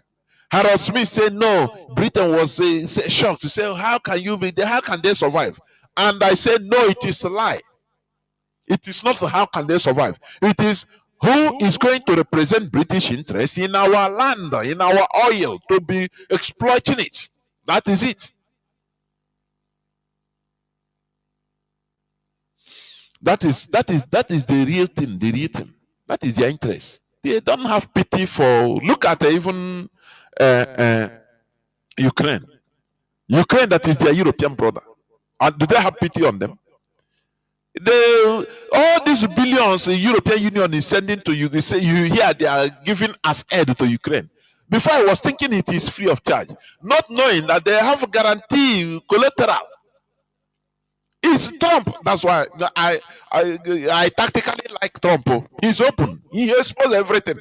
All those hidden things. He says Zelensky is coming on Friday to US to sign for us to say we are going to recover our $350 billion and much more we are going to gain. So it's about business.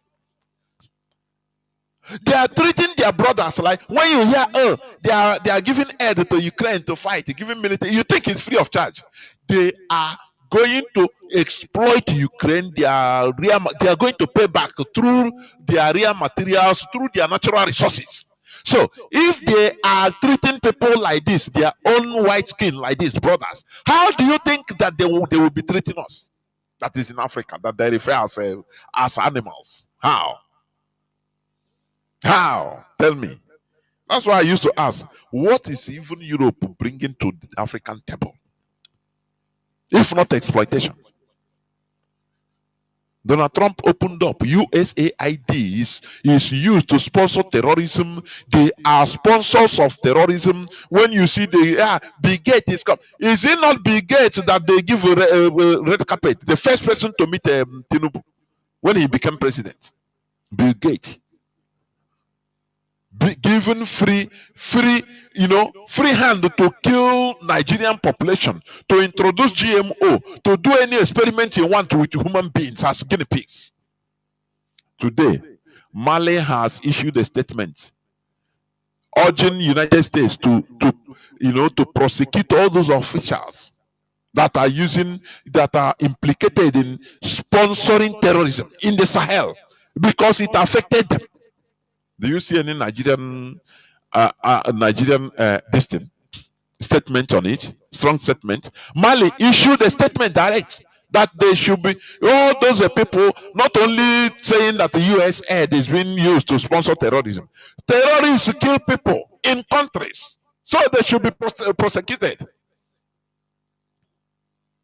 They kill people in Mali, they kill people in Burkina Faso, and they kill people in different parts of the Sahel, and they are killing people in Nigeria, and they are sponsoring Fulani headsmen till today in our land. When you see that they are destroying our crops, Fulani Hishmen inside our bush destroying our crops, USAID is responsible. Bill Gates is responsible. It's part of it. So, when you see that they are giving money, I give EU will give $2 billion to Ukraine to sponsor as military aid. You think it's free of charge? Before I said I thought it's free, not knowing that they will take interest even. Donald Trump said, why is it the Europeans, they get a good deal. They sign the agreement, Zelensky will sign the agreement to get good deal, get access to their natural resources as payback. But America, they will not do. That's why I like a radical. He is free to talk. I'm telling you.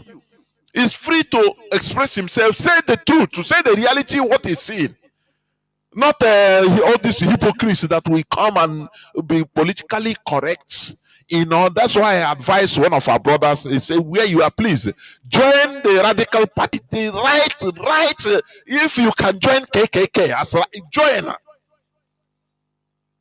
Those people that are trying to make strangers uncomfortable. Yes, you tell them yes. Although I am now a citizen, but please, I want to discourage, because as you are making people uncomfortable in your country, strangers like Africans like me, they will not, you are disturbing, you are stopping them from coming. And as they are there, you are forcing them, you help them to turn against the bad government. That is the reality. Instead of all this sentiment, no, like this, they are racist. Yes, let every country be racist against mostly Africans, against Nigerians, so that they will be able to turn, when they have no other option where to run to. Now they will stay and turn against the government and say, no, we have to be suicidal. But when they have Britain now, they will open doors, say, dogs, I want caregivers, or your dogs are option. Who cares? Say, I'm going to make pounds. I don't care again. You don't care, I say, I beg, I don't jackpot. But when there is no more option anywhere, you must be there in order, you become suicidal. When people will gather and say, no, now or never. The former governor of River State, he said, he said, Nigerians, nothing bother you. Nothing bothers Nigerians. That is why the politicians are doing anything they want. That is why they are doing anything they want. Look at what Nigerian senators, look at what they are doing. They are, because nothing bothers Nigerians. They are comfortable with anything because they have different options. Either their brother is in Obodo, mostly in Dubai, on the send, now on Lagos, now on Mofuma. Nothing bothers them. That is why the politicians are collecting everything, because nothing bothers Nigerians. Listen to Nigerian senator.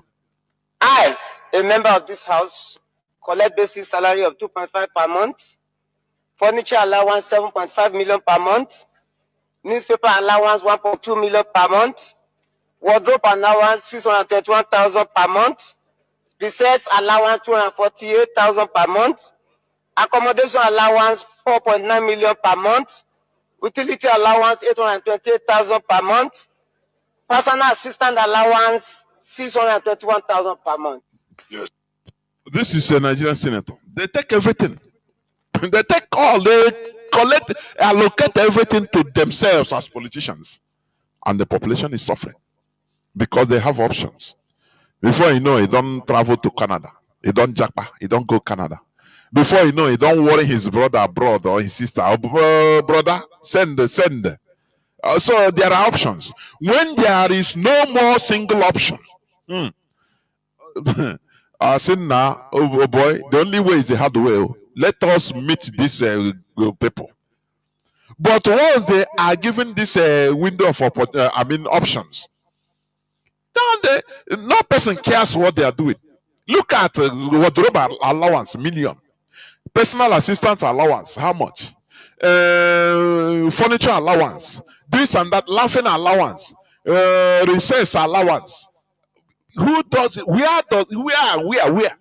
Who does this? In which country? Only in Nigeria. Because nothing bothers Nigerians. What we are saying here in conclusion, what I'm saying is this: that if we don't rise up, that we are going to be extinct. This our nonchalant attitude should stop. When I talk of extinction, don't think that extinction only means everybody will be killed. No. Let me tell you, when you divide a race, as they are doing in Nigeria, you divide the Igbo people. You could say they are not Igbo. Oh, they are rivers. Okay. Delta Igbo. Oh, they are no more Igbos. They are Deltans. Benue Igbo. Oh, they are Northerners. Kogi Igbo. Oh, they are Northerners. Now you have our people that now migrated and separated themselves. They are now Kanu Igbos. They are now Meduguri Igbos. They are now Nasarawa Igbos. They are Lagosians. They are Lagos Igbos. They are no more Igbo. They are cut off. Everybody, anywhere we are now, anywhere our people are, they become minorities in that place. We are Lagos Igbos. So they are minorities. You see? And in our own Igbo land, it becomes now very weak and very few people. That is extinction. Your voice do not matter any longer. If we continue like this, let me tell you, as the Fulani are doing, what they are doing, you know, I told you, I used to say it here. Before 2015, or before 2015, in Google, Fulani were, I think, 1.5% of Nigeria population. Immediately Buhari took over power, they changed that because they are of the, you know, Fulani, they are politically wise. Where our people don't care, they are going there in Google, in Yandex, all these search engines. They are updating things, putting propaganda and lies there. Whereas our people that call themselves, they are intellectuals, they are this and that, they don't even mind all these things. Now, within 2015 and above, within Buhari regime, all of a sudden, Fulani becomes 6% of Nigeria population. If things continue like that, and Igbo, they continue putting Igbo, whether they say it's 20% of Nigeria or 15%, I don't know. Since before the war, that is how they put the Igbo till today. Whereas Igbo people, we are the number one population before independence. So instead our population was going is going now. Their own is doing abracadabra. Why? Our people don't care for our collective interests. This nonchalant attitude, everybody is looking for money and his own personal wealth and money. They don't care his own personal contact and power. They don't care about our collectivity. They don't care of anything that concerns us as a people. They see it as a wasting of time. I beg, do your own thing. That is primitive character. That is why Fulani, you know, for somebody that doesn't know, we go to Google and say population of Fulani in Nigeria, you will see 6%. Maybe in the next few years they will put it 20% and relegate Igbo now to 10%. Do you see? For you, it doesn't mean anything, but with that population now they will be propagating it openly on Nigerian news. Before you know, as Igbos nonchalant as they are, saying, nah, doesn't matter what they say, but we know that we are majority now.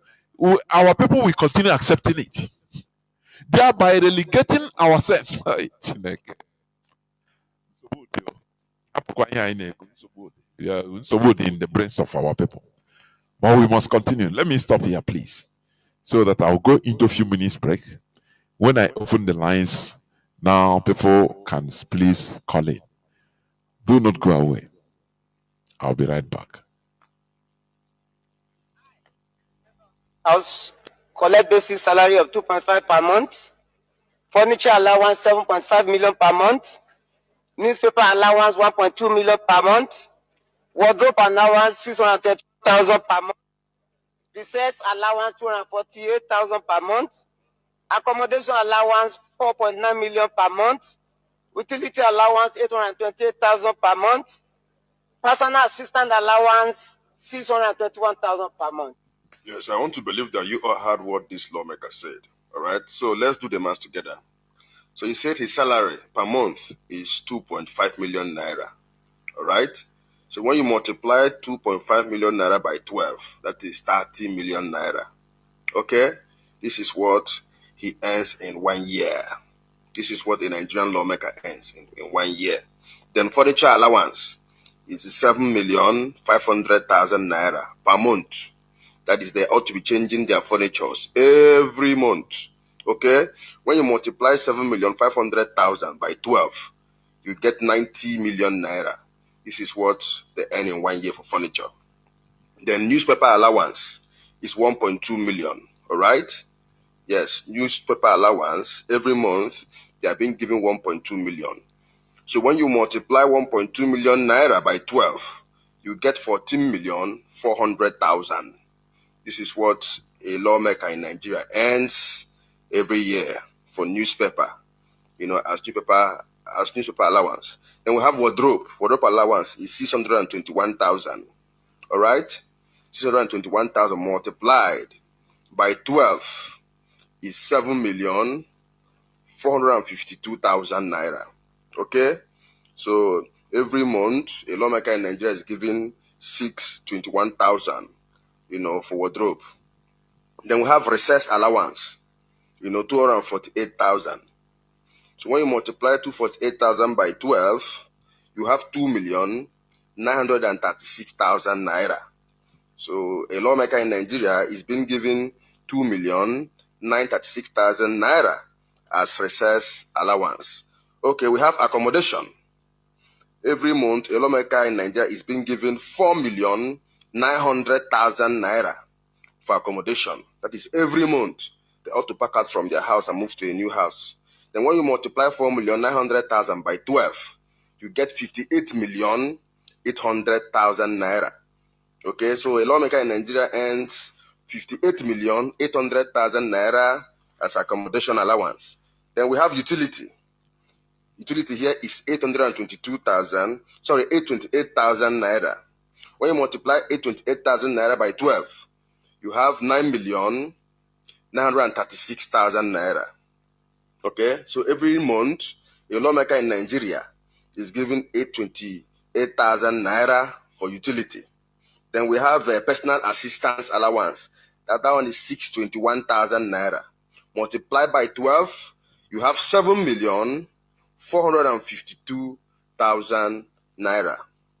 So when you total all this figure, you see that a lawmaker in Nigeria earns annually, the total figure a lawmaker in Nigeria earns annually is 221,016,000 naira.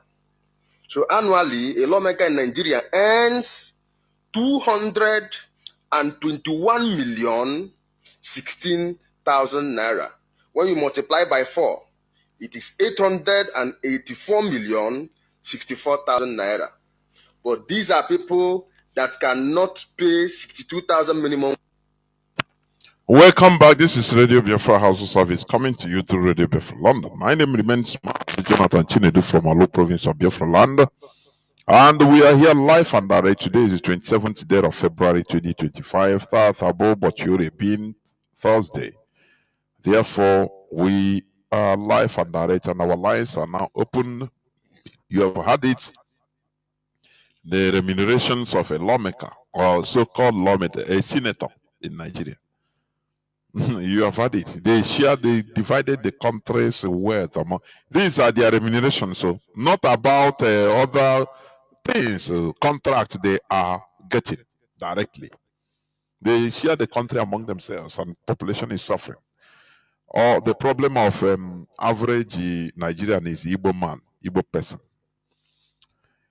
Our lines are now open, I beg. Our WhatsApp and Signal line remains +61 405 142 547. I repeat, +61 405 142 547. Remember, I also asked this question: is our race destined to extinction due to our collective or our lack of our nonchalant attitude? When you hear nonchalant attitude, now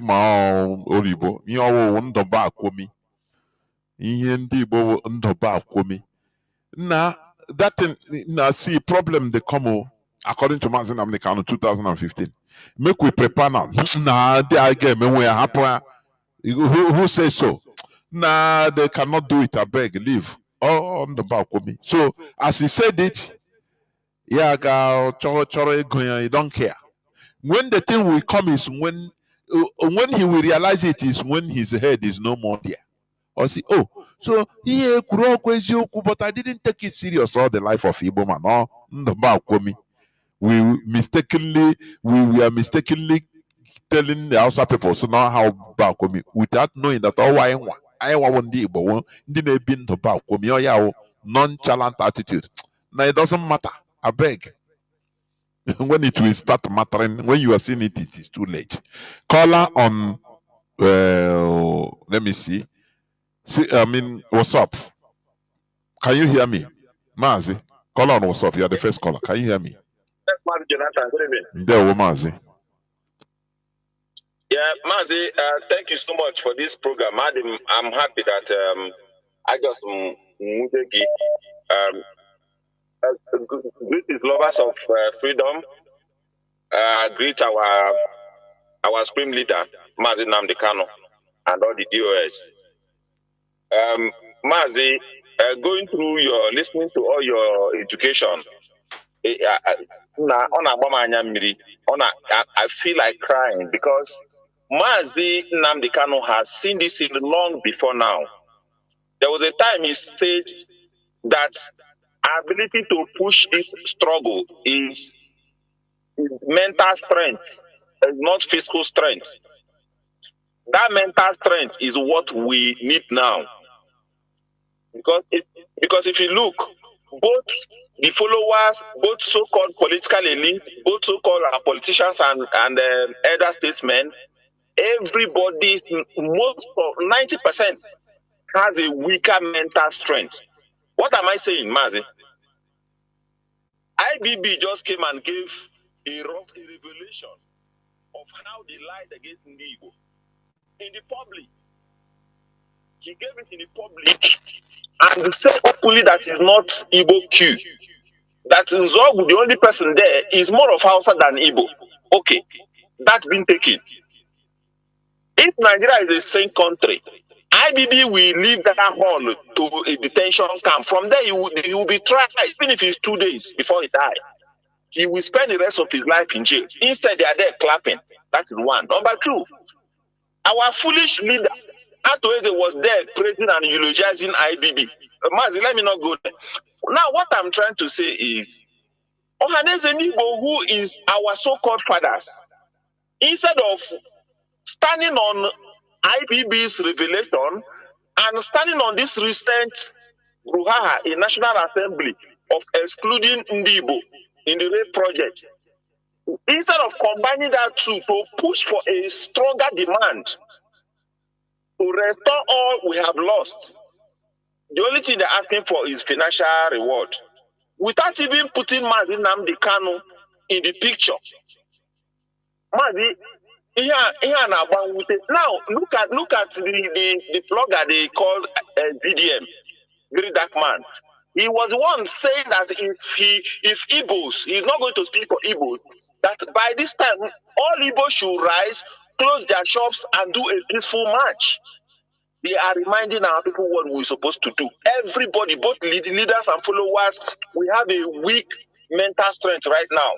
Everybody is in a weaker state. Nobody is realizing that they are rubbing it on our face, and nobody is saying anything. People, I don't know why our leaders are just asking for 10 trillion. Okay, now, if they bring 10 trillion, we need to wake up our dead grandfathers, our uncles, our brothers that were killed during the war. 10 trillion, we need to be able to reconstruct and rehabilitate all the infrastructure in the southeast. Okay. Mazi, Hana Chondiga Onyega, but they will be called at the back, by secret. They will be called and given small things. That is what they want. That is what they are looking for. Exactly. They're looking for their own crumbs. Looking for their own selfish. Crumbs. Now, Mazi, coming down to your last point. I just went in Google. Consider our population of Fulani in Nigeria 6%. That is 16.8 million. I was shocked because there was a time in the check in of 4%. Now you see how before 2015 it was 1.5%. Yeah, I was so-called professor and now so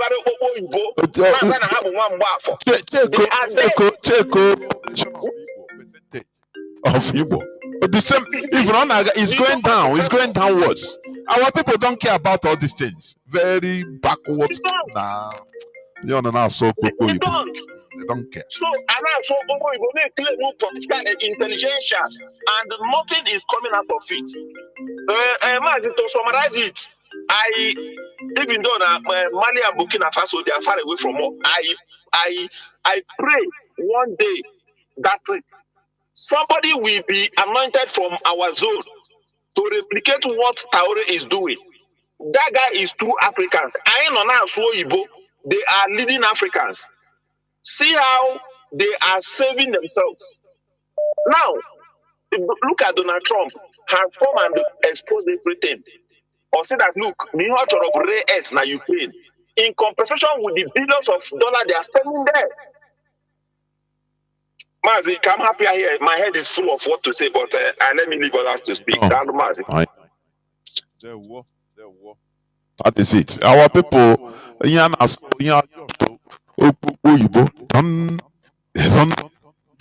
don't go to the main ingredients of things.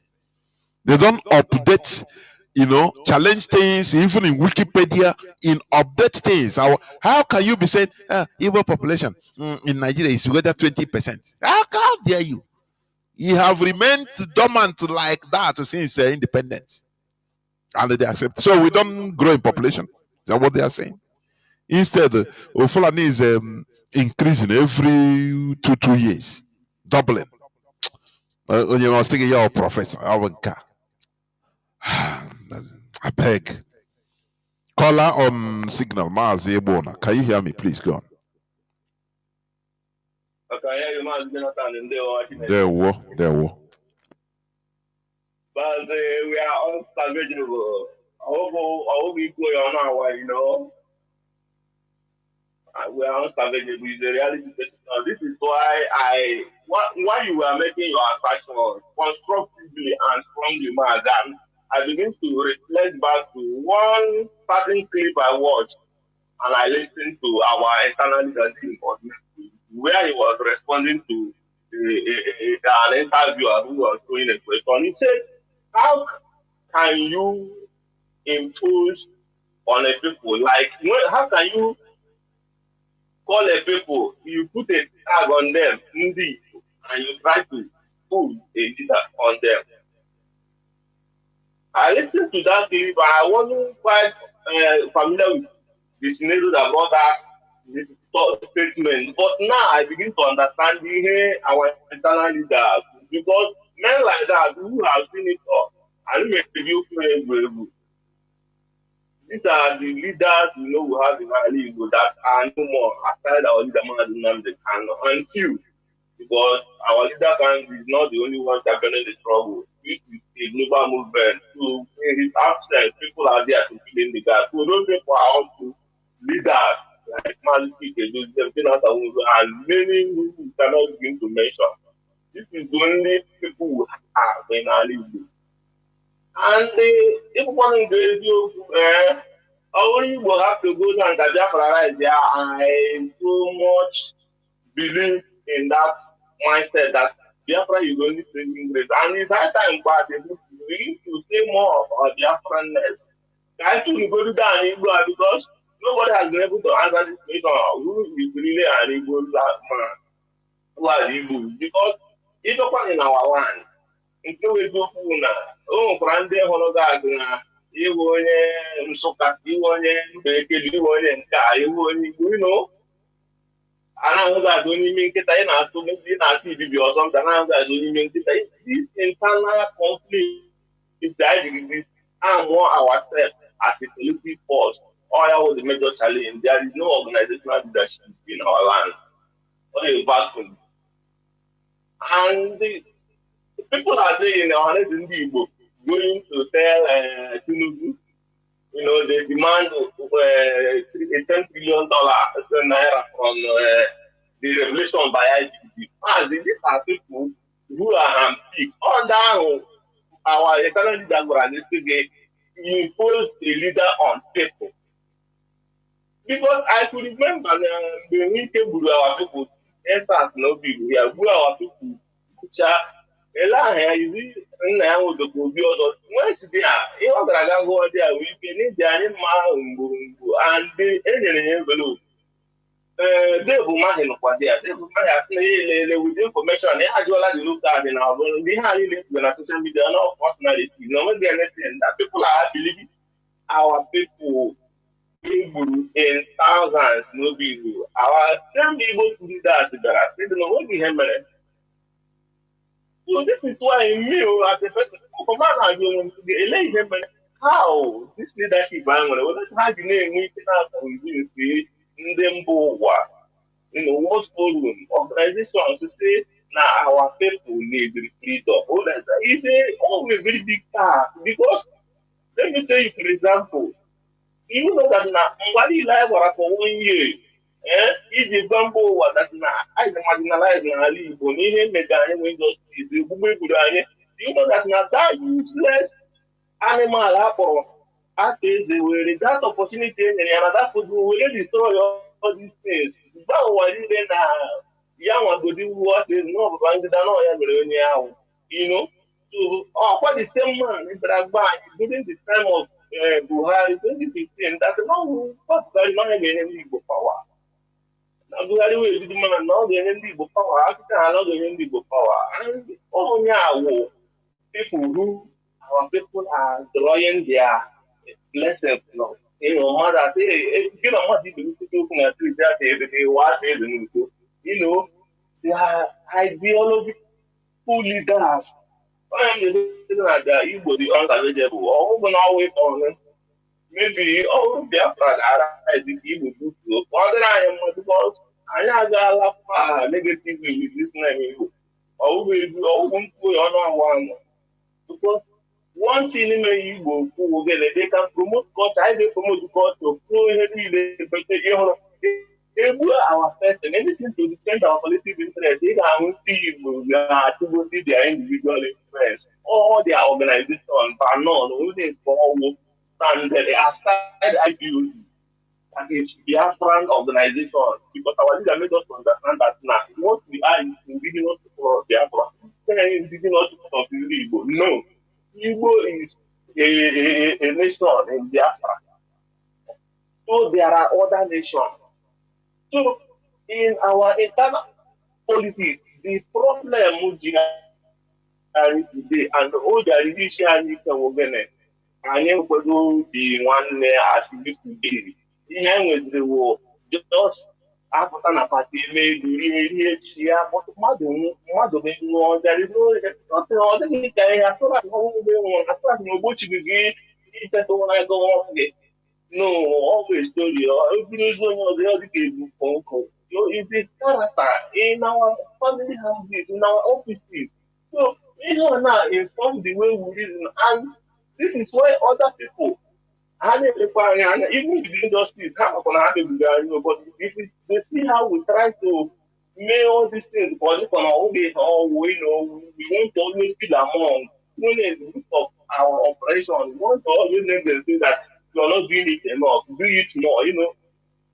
This is what entire region will be excluded, Mazi. It's very painful. We'll be excluded from the national project. Up to now, I'm not going to even the person that came out to speak, I saw Toya Dan, the mayor of Rakabra. But I'm a member of Night Assembly, when the 10th Assembly, which is between the Red Chamber. I don't have people there. I'm for this. Never one day lose it as motion. Why is it like that? They will not ask questions now. But the problem they know with them is not that they are not representing us. No. The problem is that they know there is no representation. So when they go there to speak, they speak as your leader. They tell the people, no, leave them, we can control them, we are in charge, it's our land, we are the elected us. What they know inside them now, they are not representing us. And these people know that they are not representing us. This is why all they want that now. And what we are doing, man, these people, we have a long way. And the only way is the way forward. There is no way backward, man. There must tell you. Why we must Thank you. continue in what we are doing. And in my conclusion, these are our so-called media warriors. They are warriors. Let them fight the enemy, please. Warrior and out of fun of the middle.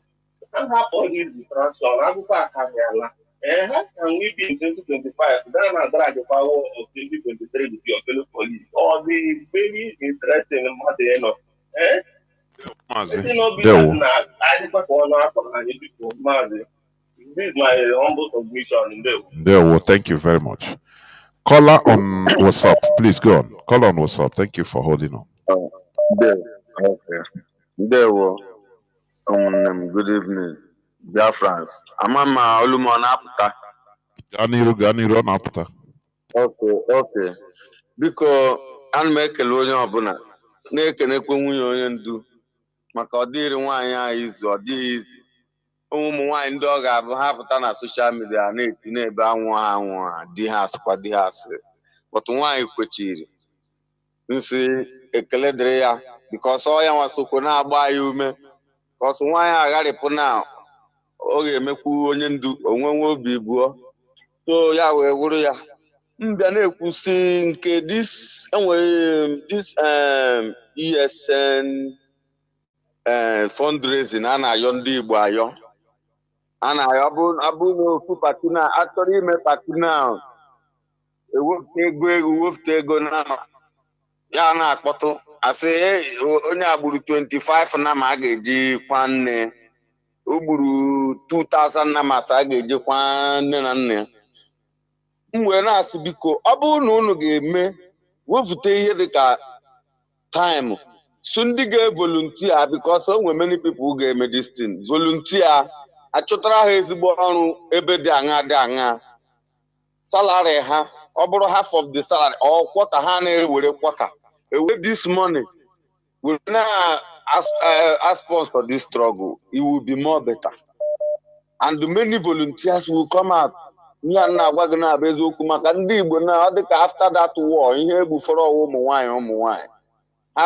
nwoke ha bụ ihe ụmụ nwoke na-ebu mana ụmụ nwaanyị ụfọrọ and mostly narcissist patients ka nkụ na be anyị enwe ndị a na-akọ narcissist patients ha achọghị ịma inwe ha na nna inwere ha na nne ihe ama only their self interest ka ọ baa ha n'akpa inwe ha asị nwanne asọkwa ha na-atụzọta 100 containers and on ndị aka Nigerian government bịara fichcha out mesia market leaders church leaders na ndị leaders niile anọ na gbara Nigeria niile a gburugburu na-efu ma ndị esendukwuru obodo oyibo ọ bụrụ na ha jesiri wee finish ebe dị aṅa so ọ bụ ihe na-ekwu ọ bụ na unu na-eme ndị anya na ha emegharị ahụ it's a very big lie because those people doesn't have sense of human.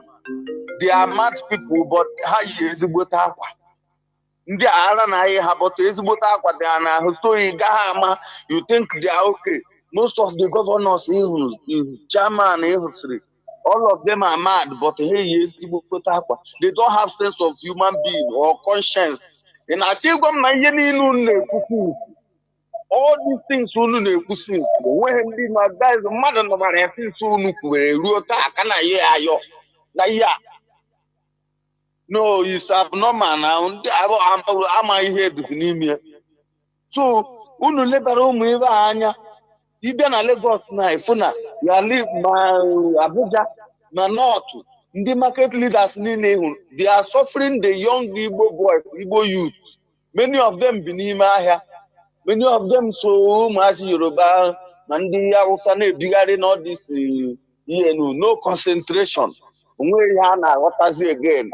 And o nwesịrị some group court so ka gịnị ka anyị akpọ ya n'obodo a ewepụtasịrị eji ejidechie ndị Igbo. Ha mee ahụ na ị na-achọ inweta ego isi 1 or 2 ways chụwa gị enweta ha ga-eti gị na that court.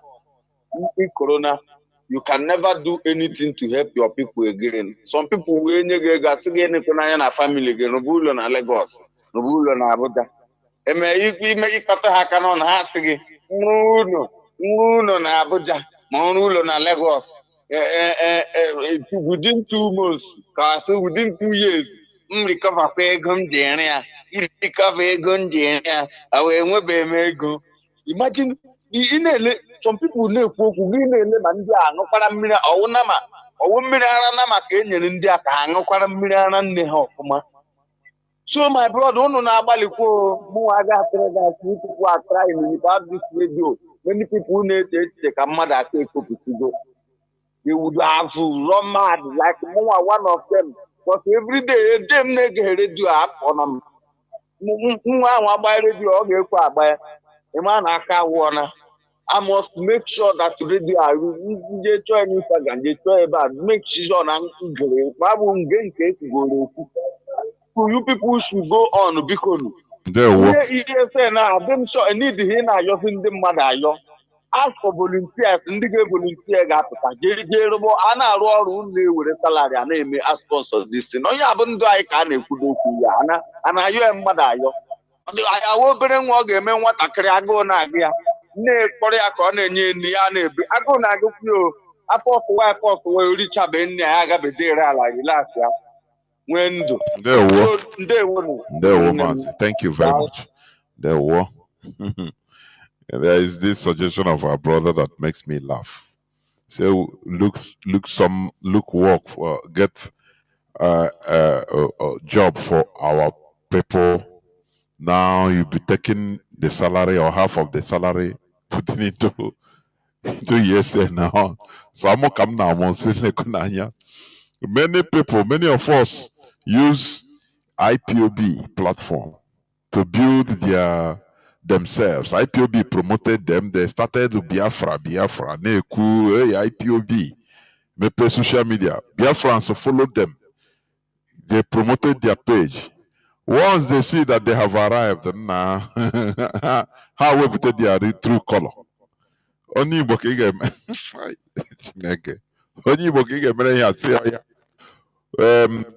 I will help you get a job somewhere, yeah, but you'll be paying 50%, contributing it as IPOB. He will accept. I was thinking,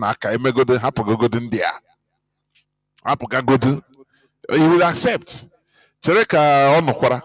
Ya nwetezi ọrụ anọkwara ọfụma nọ 1 month, 2 months, 3 months, 4 months, 5 months. Again, here changes. Yeah, I know I beg, no touch my salary again. I know they do again. I know they again. I have problems in my family. You are talking. Hapugandibo. Caller on WhatsApp, please go on. Can you hear me? Caller on WhatsApp. Caller on WhatsApp, you are not there. I don't know. Caller on Signal, can you hear me? Please go on. Hello, good evening, Mazi Jonathan. I'm hearing you very well. There, Mazi. There. Let me switch off my listening device. Sorry, just a moment. Because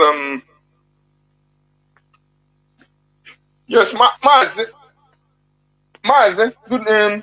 My name is Ifan Chukumadabichi, and I'm reaching for the Netherlands. You see, our brother, let me start with that our brother who called, who suggested to find work to our people and then they'll be paying a certain percentage for the struggle. That idea,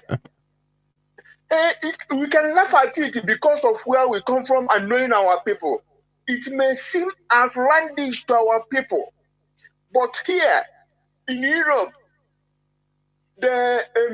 some people who are struggling for their independence or even to their mother country, they pay a certain percentage of their salary. Mazi, we are talking of our people. We are not speaking long grammar comparing with other. We are talking with for our people. In a call, Mazi. Imene onye Igbo ọ ga-ekwe na izu. Don't worry. I na go from difficulty. Before you know, he must wriggle out of that agreement in any way. Instead, after 1 year, instead, I will run one way. Yeah, resign off from there. Saying, now you may go free. You don't care again. Mazi, this struggle me premaya. Go on, Biko. What you, I mean, the example you gave was very right because we have family members, we have IPOB who immediately they got their, they fly, they leave the whole struggle. So, so but anyway, we'll continue. Your question of are we destined to extinction?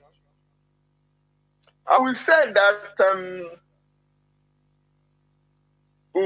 our people's behavior will suggest that. But the coming of IPOB and Mazi and Kanu and ESN have grounded the like-minded people for self-determination, both in diaspora and at home. And that's why IPOB, the movement is very strong. And you see, another thing that makes our survival in our space, our growth, our thriving in our space very difficult is because of this migration. But I'll touch that in my later comment. I go to the legislatures or legislators, and the allowance they pay them and their salaries, and they cannot pay people 50, 60, or 70, talk less of 100,000. That will tell us why they will not, both our politicians and the whole Nigerian politicians, they will never do anything to deprive them that allowance, that privilege they have, even if they go to pension. Do you know that governor, of course you know, but Nigerians should know that governors receive governorship pension. You go to Senate, you take Senate pension. You go to minister, you take ministerial pension. They know that if an organized country emerge like Biafra, your pension will move from one position to other till you retire. You see? So that's why they will never allow Nigeria to disintegrate. Anybody waiting for Nigerian politicians to help to disintegrate Nigeria is wasting the time because they are gaming and benefiting from the system. And our brother who complained about not including the East in the budget of this year. The saddest thing is that his brother who spoke after him, instead of backing him up, why couldn't the whole legislator want it? Because legislature doesn't allow me to call legislator anymore. Why couldn't all the whole lawmakers stand up in protest against this? How can you make a whole budget and you don't include the people from whose land majority or overwhelming amount of the budgetary money is coming from? And they sit, nobody's talking, like you said, nobody's talking.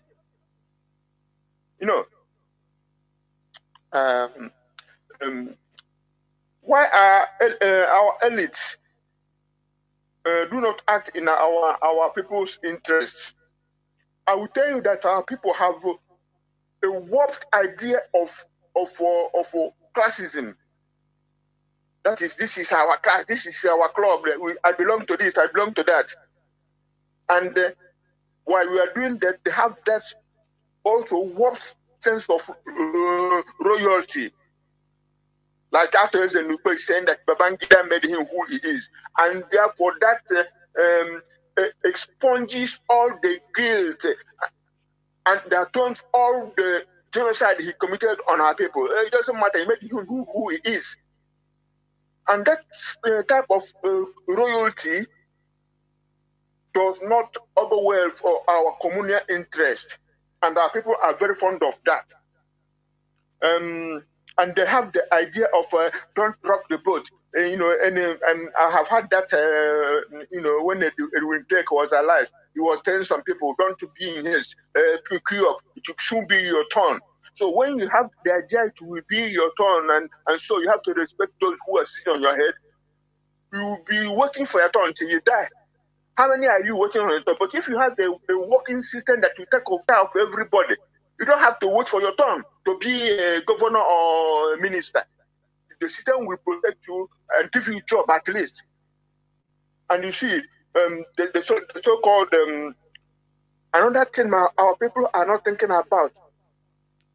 You see, people who they give honorary degree in Harvard, in Princeton, in Yale, and all that, in like you said, which one in UK, Oxford, Cambridge. When they give you either scholarship or certificate or honorary degree, honorary doctorate, honorary professor, these are the things, apart from cash, these are the things they use to buy our people's royalty and loyalty. So that people will say, hey, people who valued me to put me in this position, to give me this degree, how can I go against their interest? Forgetting that your own people's interest comes first. You can go anywhere to study, you can be friends with anybody, but you represent yourself and where you come from. And so when you get in politics, it's not the people who gave you the education you are working for, but you are working for your land. But our people seem to, don't get that. And then I talk about migration altogether. The migration of our people is a long-term disease. If a big fish is coming like Christmas, you see how our people are coming home from north and south, east and west, even in Nigeria and the further overseas, and everybody will be coming home. And immediately from the 2nd of January, you see how our people are running like their father's compound is chasing them. And when you go to a place, you have your job there, you have your children there, you have maybe you buy a house, you have your life. You will want to go back to that life but because human beings are habitual beings. So our homeland now becomes where they go to spend a couple of days or a week or two. Everybody will be on the run. How can you build a home? How can you develop a place with that attitude? That's very difficult. And then because before we come to the religious and the educational conditioning, these are factors that are making our people to be sheepish and docile. This is our time. We will do this job by the grace of Chukwu and by the consistency of those who are called to do this job. Support our leadership, support the Eastern Security Network, and join RPOB.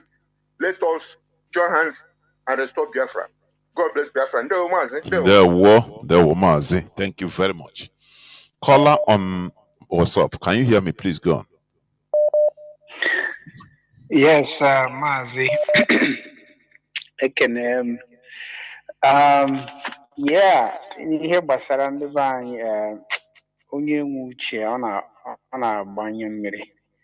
Ị ga-anọrọ by yourself, ị na-ebe akwa, because it marks of utter helplessness. So ihe na-anyị like you said, are we destined for extermination? It bears all the hallmarks of extermination because I make under threat. Threat unequivocal, existential, like wiping us out. So, and he have kind of mental enslavement, kind of man.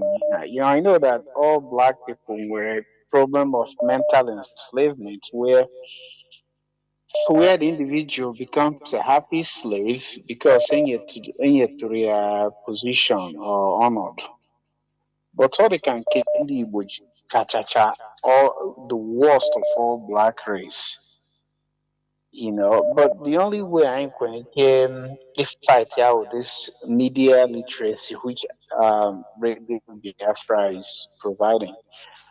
But sadly, our people rather go get information from fake sources, like you said, like that AI generated in here of Donald Trump. And I also got calls from some people, even America, no, they're not America, no, who you think, would have known, you know.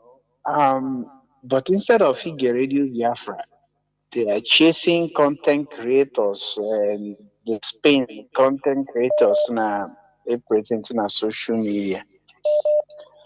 And on this radio Biafra week, the only thing we is up time. And we need to keep, hammering on collectivism. Collectivism. Collectivism is what strengthens the individual.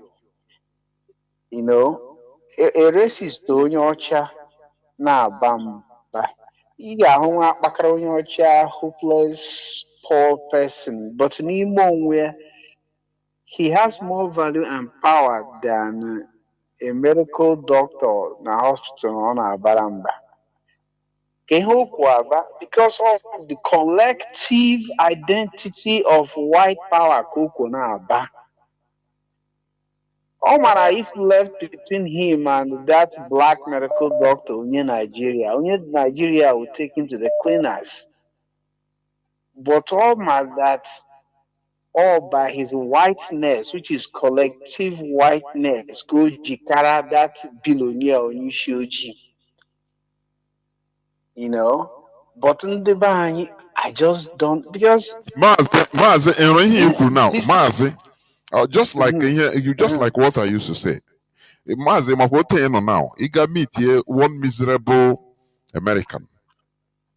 Now a homeless. Na nwere ibo na nehi na Nigeria.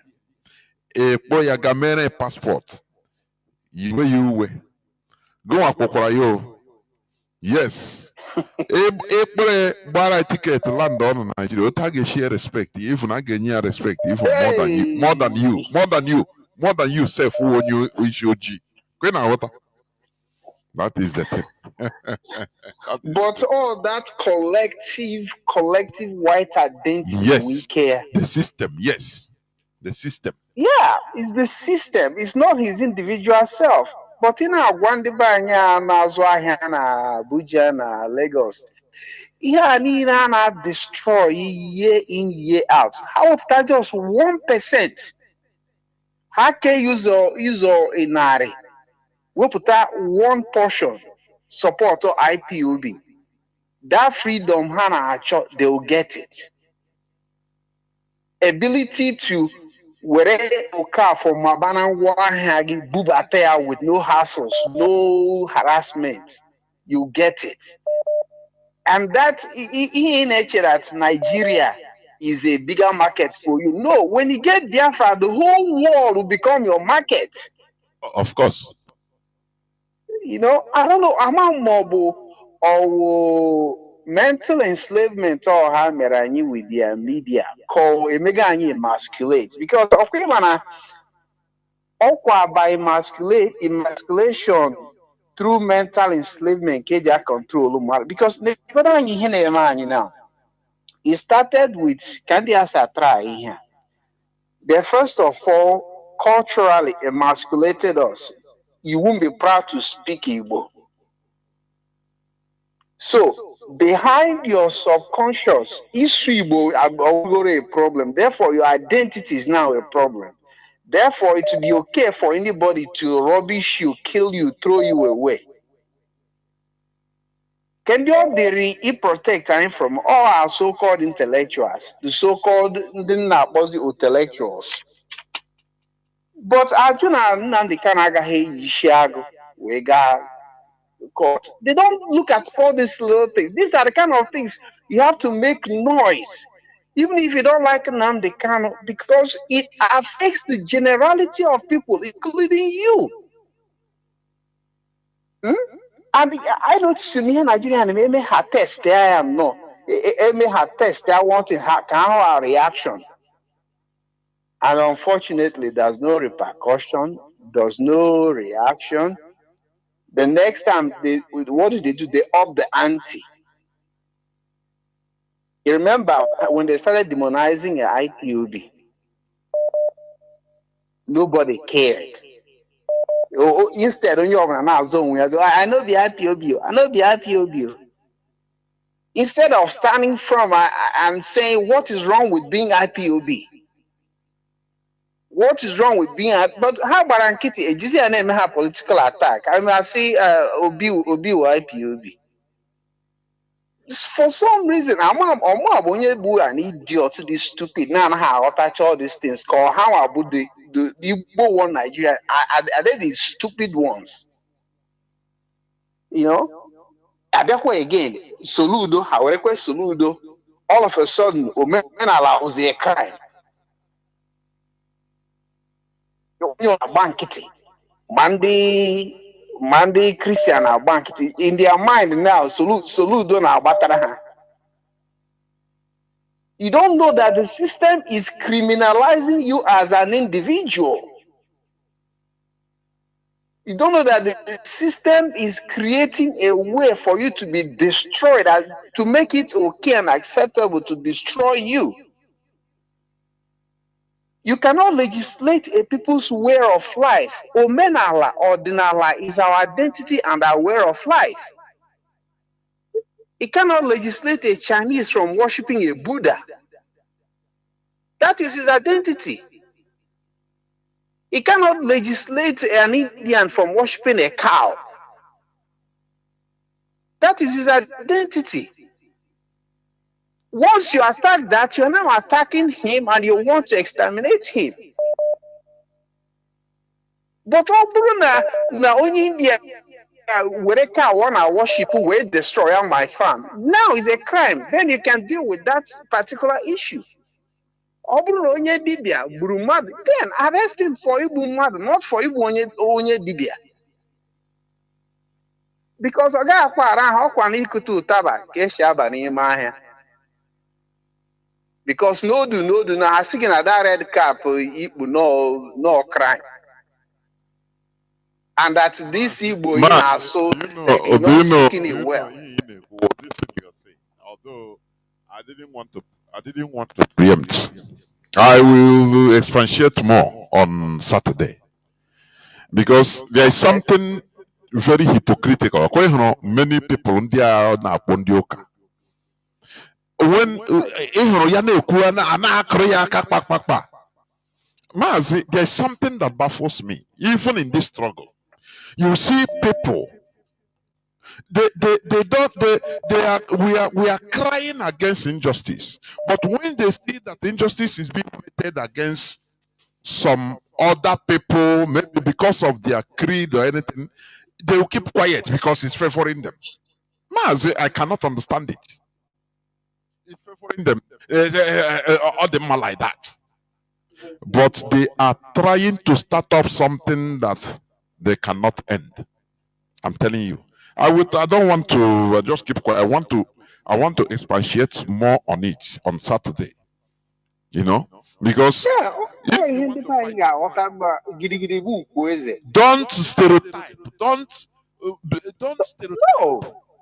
You know, how can you, if there is a crime committed or anybody that is pinned to a crime, no, investigate and arrest that person. Let the person be, made to face the full wrath of the law.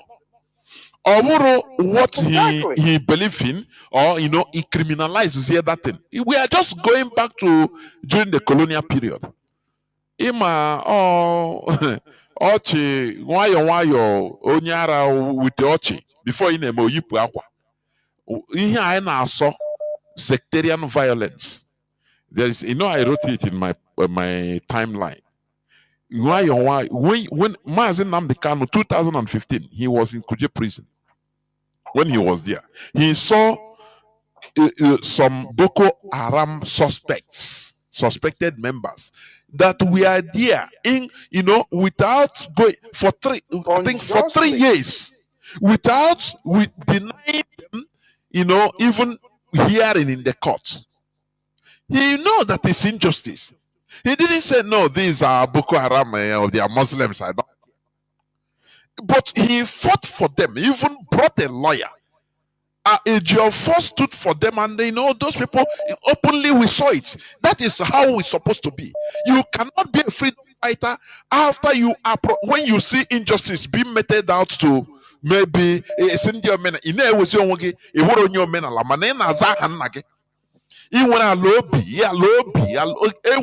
only place I get free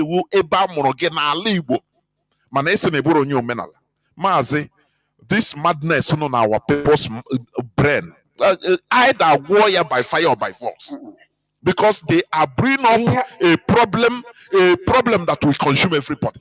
I'm telling you honestly. When it is happening, people will not condemn injustice. Say no, this is not. It's not about how can you catch someone say because Onya no one is shrine or one or you say is it against Nigerian law? Let me say that. Is it against Nigerian constitution? Exactly. Or if maybe you check, there is something there that connects the person to kidnapping or to killing or any banned drug. No problem, charge him for that. Because you cannot tell me you will be going to church and start asking the reverend this thing you put there, this sticker. What is the component? What is the work? The people that come to your church and give you money, what is their work? Because many kidnappers, many killers are coming to church paying taxes. Paying tithes and offering. Mazi, I don't want to preempt. Just go on, please conclude. Yeah, can help you on Saturday. Can you get off my, but here with me with that a lot of people we here men are leave. On their reaction, that is I give up. That is I can't even react. Because these same people, I saw somebody who donated almost a lot of money. VDM. That's it. Yeah, that's it. Our people. Hey, no, I can't help you because he can't. I'm sorry. Thank you. This is where I'm going to end the calls, please. The issue is this: without us, according to this Biafra struggle, without genuine Biafra will not come with hypocrisy. It's impossible. It can never come with hypocrisy. Instead, the because we cannot enter from frying pan into the fire. Either we get genuine something where we'll be in charge and be genuine about everything concerning us. When our people, where they put money is where in misplaced priority. That is where they put money. That is where they go and invest and put money.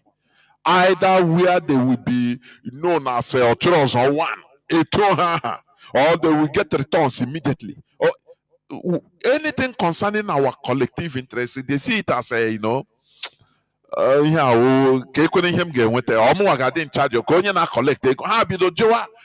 different useless questions. They don't care about what is happening in our land. They don't care about our collectivity. That is very bad. Very, very, very, very bad. It's a primitive mentality. I continue hammering on this primitive mentality because Mazi Nnamdi Kanu even started by hammering on this for us to change the way we reason. Because the problem we have is our brain. It's in the brain, the way we reason. The way we reason. That's why I used to give example. I say, bring, you see, empty a street in Spain or Germany. Say Munich. Take the whole people in Munich, bring them down to Imo State. Then take the whole of Imo State people, take them to Munich that is built very well. Before long, those people in Munich will build, they will collectively build the Imo State as to the test of Munich, as to Munich is. And before long, those people in the Shoji that is in Munich, take Munich now as their land, they will destroy that place and turn it to the way the Imo State is. That is it. Because they are backwards. You are as intelligent as your environment. That is it. That is why if you go to France, you see there is a street, you see people, you see in this shoji, you believe that you are in a street of I don't know, in one African country. I'm telling you. Because on this shoji, now home, just like that. You see our people. I mean, black people. The problem is the way we reason. The way is in the head. Look at in Nigeria. Look at, they have made revelations in the Senate. The senators, they come, they say, look at Nigerians, me on an open eye. That man talking as a senator. He said, look at me as a senator. Look at the amount I'm getting. I have laughing allowance. It is my allowance is like the social amount of money, millions. Every month I receive money for my PA, a PA allowance. I have furniture allowance. Why is he doing? Because he himself, maybe, there are these people, even in the upper echelon, in the hierarchy, senators, there are some of them that it pains that they want even population to react. That is why they make all these revelations openly. But Nigerians, woo, yes, you see that man now, as he said, go to his house will be always filled up. People coming to beg, my son is sick, I need 30,000 naira in order to go to hospital. I don't have. I beg, Junior Gate. That is in the shoji. That is the way they stop it. You and now I need money now. Even I could my rent. That is the only thing. That individual help. That is what they need. They don't want to sit up, gather to fight for the good system that will make everybody be at least be comfortable. They don't want. That thing they will get. That is why I say, you see this thing we are doing. Okay, Taka, I'm telling you. It will take time because our mental state is very, very far. The way we reason is fundamentally flawed. It's fundamentally flawed. What pains me is even in this struggle, you see people, they will not talk. Soludo, okay, fight crime instead of stereotyping. People that are doing kidnapping, if you catch them anywhere or doing this and that, but when you start stigmatizing a set of people, now idol worshiping is this and that, is rampant now, is Anambra. And because on our support on do to, but you are fighting injustice. You are crying against the Fulani headsmen. The people that their Allah gave your land for them as inheritance. You are crying. But if you have a chance, you also subdue and subjugate and do injustice to another person. How do you think you can get what you want? How? With this arrant hypocrisy. Condemn evil wherever you see it. Even if evil, injustice is being meted against your enemy, condemn enemy say, no, no, no, no, no, this is not the way. That is how upright people behave. Not you support it because either passively, even if you didn't talk, you like it, it just sweet you inside your mind. Say, serve them well. There, ngwana also ana akuzi also soludo. Ngwana iru were de puta ka agbagbuo gi. Ngwana ga oh na talking obi. Mana you are crying against a fallen onslaught. How do you think that you can get out from it? How do you think? How? Tell me how. We're here till thy kingdom come without changing the mindset. And what are you and you nothing until we genuinely know that look, even if you our core enemy, even if Fulani is passing injustice is being meted against you, support you say no, it's not the right thing, please. That is how it is. Mazi Nnamdi Kanu show it by example. But when you see people that are behaving hypocritically, you praise the God of Israel that annihilated the indigenous people, give them the Canaanites, the Jebusites. These are indigenous population. You use it to pray and shout hallelujah. Whereas you are crying when Fulani headsmen that their Allah told them that they have to take your land by fire by force. It is their inheritance. Why are you crying then?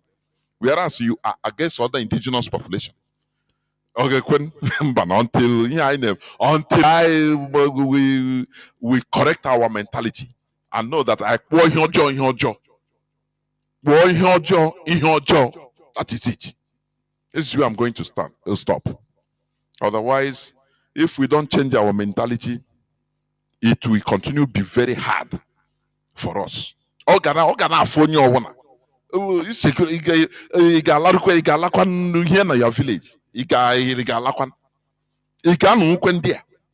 is it. Until we find a common ground. Say, look, we need to do something. We need to support IPOB. We need to sponsor ESN. We need to remove in our brain to be, we need to make our brain clean. We need to remove the flawlessness in our mentality and call injustice by its name. If you want to fight crime, fight crime. Don't make distinction.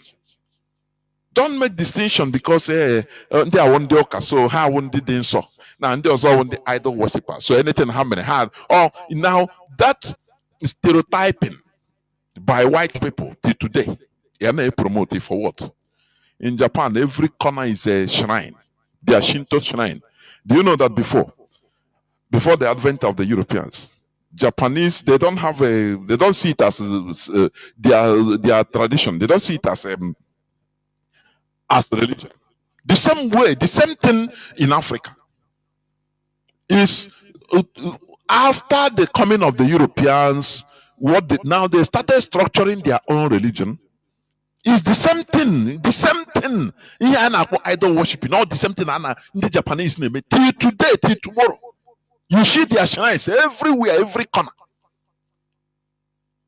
They don't. That is their system. That is their way of life. If people are hijacking, some people are trying to hijack it in order to do bad things. You now can you bring those people to the book, treat them according to the law, but not demonizing that our system, saying it is evil. No. You don't do that. Don't try it. Don't try it. But some people are either openly or covertly. They are happy. Man, it's already free from Fulani headsmen. It's already free from the caliphate. We must continue. This is where I'm going to stop. Biafra remains our tradition. Biafra remains our religion. And it is our ideology. It is either Biafra or Biafra. I don't believe in Biafra or death. No. Because they would say your enemies will say, okay, you'll be dead now. As you have taken, there is option like death. No, in my own, there is nothing like Biafra. or death. It is either Biafra or Biafra. So that death has no space. It cannot even prevent us from restoring Biafra. That is it. So thank you for listening. From me, Mazi Jonathan Chinedu, from here, it is simply good evening.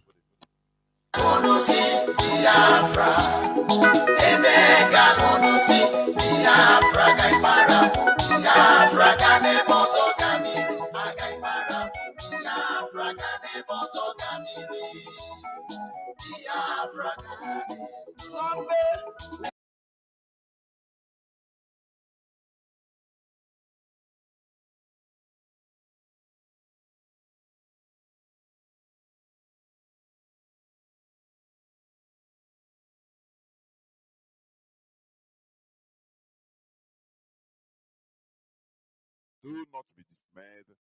They will be coming up shortly. And as soon as they are all here, we will kick off. Therefore, we must continue in dispensing this good news. Please stay tuned for just few minutes in a jiffy. They won't.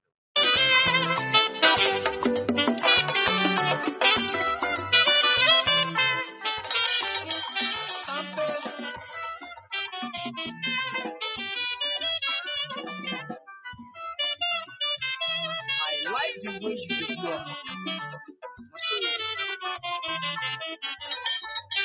You don't play for their eye.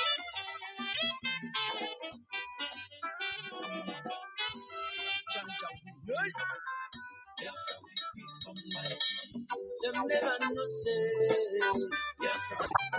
I go live in Biafra. Now him I want you, now him they give me joy. Now him I love you, Biafra is my passion. Them never know say Biafra will become light. I say them never know say Biafra. I feel the they never know. Biafra will become light. Hey, they never know say Biafra will become light. Biafra will become like this. Biafra will become like this. Biafra will become like this. They never know say. They never know say. They never know say. Biafra will become like this. They never know. They never know. They never know. They never know. They never know. Biafra will become like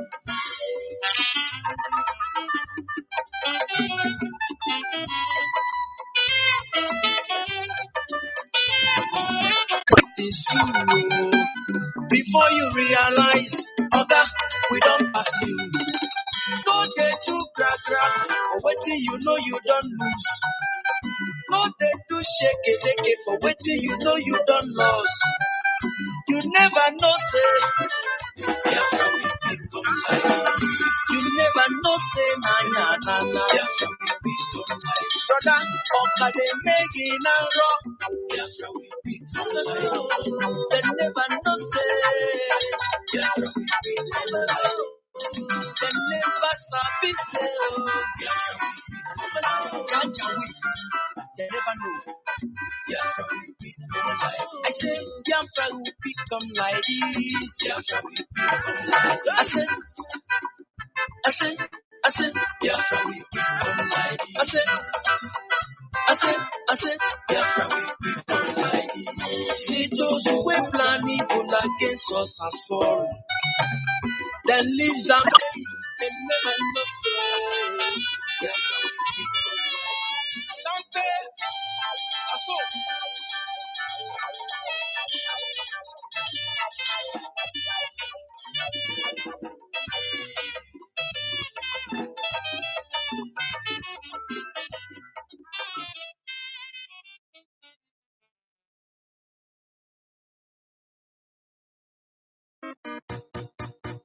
Hey, Don Prince Victor, one mother. I never Biafra deje. No. Obia. Ije. Freedom. Na, udo ka ina rio. Anya toni he for bara no. I am on the Biafra, but they do not aga. Okay, Makilo Maketu Nagaga. Okay, the Quaraina. Oh, Biafra,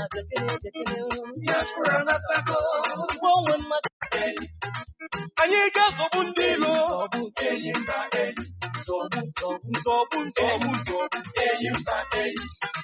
Oh, we were in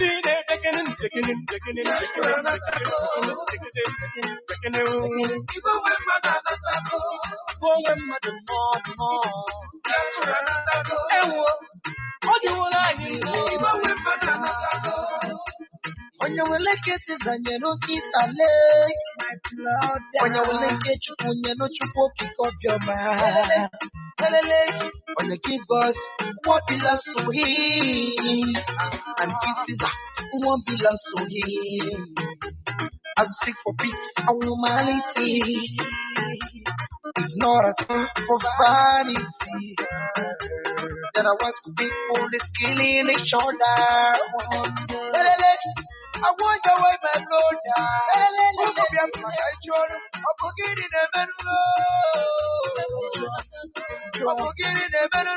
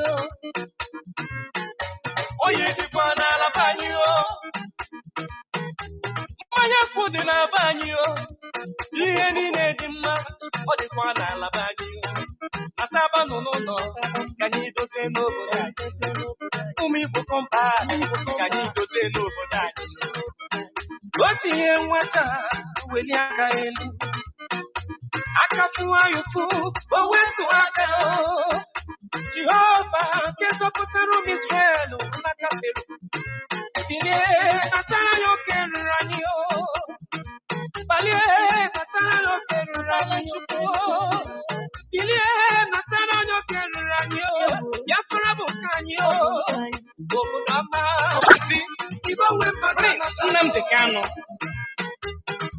Onye ọ ga-adịrị mma. Onye eze. I speak about Vanilla. I speak about Nilu. Don't be afraid. Never you be afraid of anyone. You are a lion. No, it's you. Okwago na mwago. I put you zobu. Asubu. No be amazing. Zobu. Omo Biafra zobu.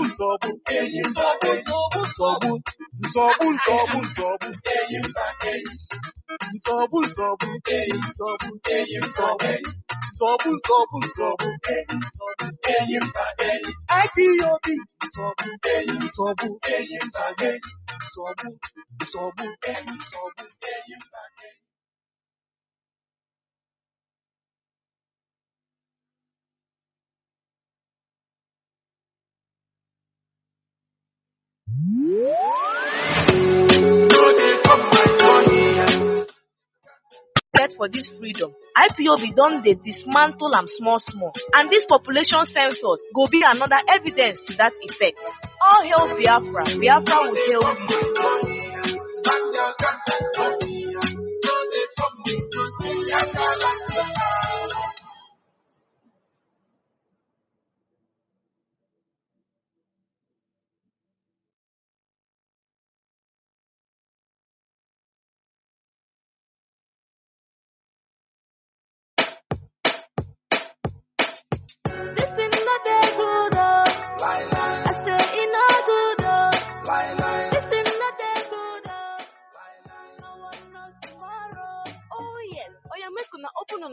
Hear this one. This one now for EEDC. EEDC want defraud Southeast with exorbitant electricity bills with no adequate power supply. On top the matter be say they no go give prepaid meter to their customers, but them go give illegal high estimated bills. They no want know if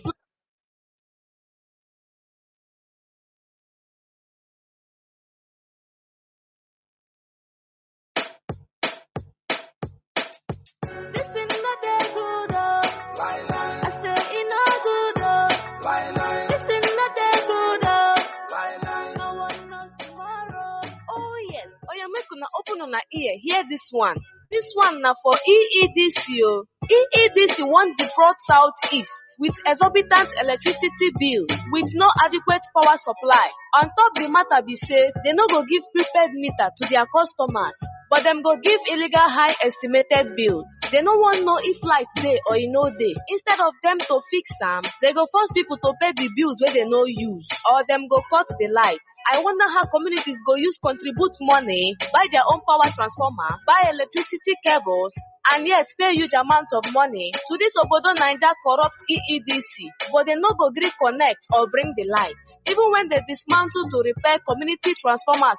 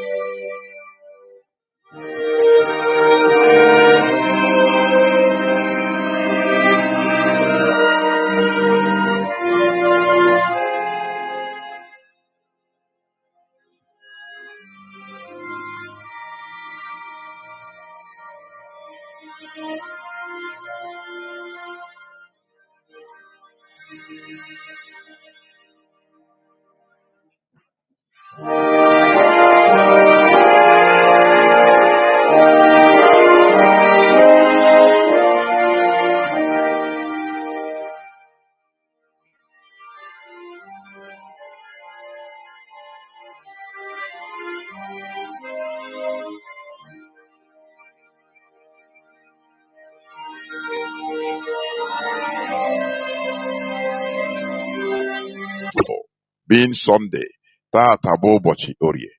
Therefore, I apologize for the coming late because of some unforeseen circumstances, but we must continue. The hour has come. Today, as you may know, we are here. I am here with the members of the DOS, headed by our deputy head of the Directorate of Test, Mazi. Therefore, without taking any much time, I will hand over the microphone to Mazi Rumike. Please take over the platform. I don't know whether you can hear me. Please go on. Yes, Mazi, Jonathan, thank you so much. I hope I am also coming up clear. You are. Please go on. The whole world is listening. Thank you so much. And of course, it's a great. Good morning, good afternoon, good evening, and good night, great Biafrans and lovers of freedom. This is Radio Biafra House of Service coming to you through Radio Biafra London. My name remains Mazi Jonathan Chinedu from Alo province of Biafra land, and we are here live and direct. Today is the 30th day of May.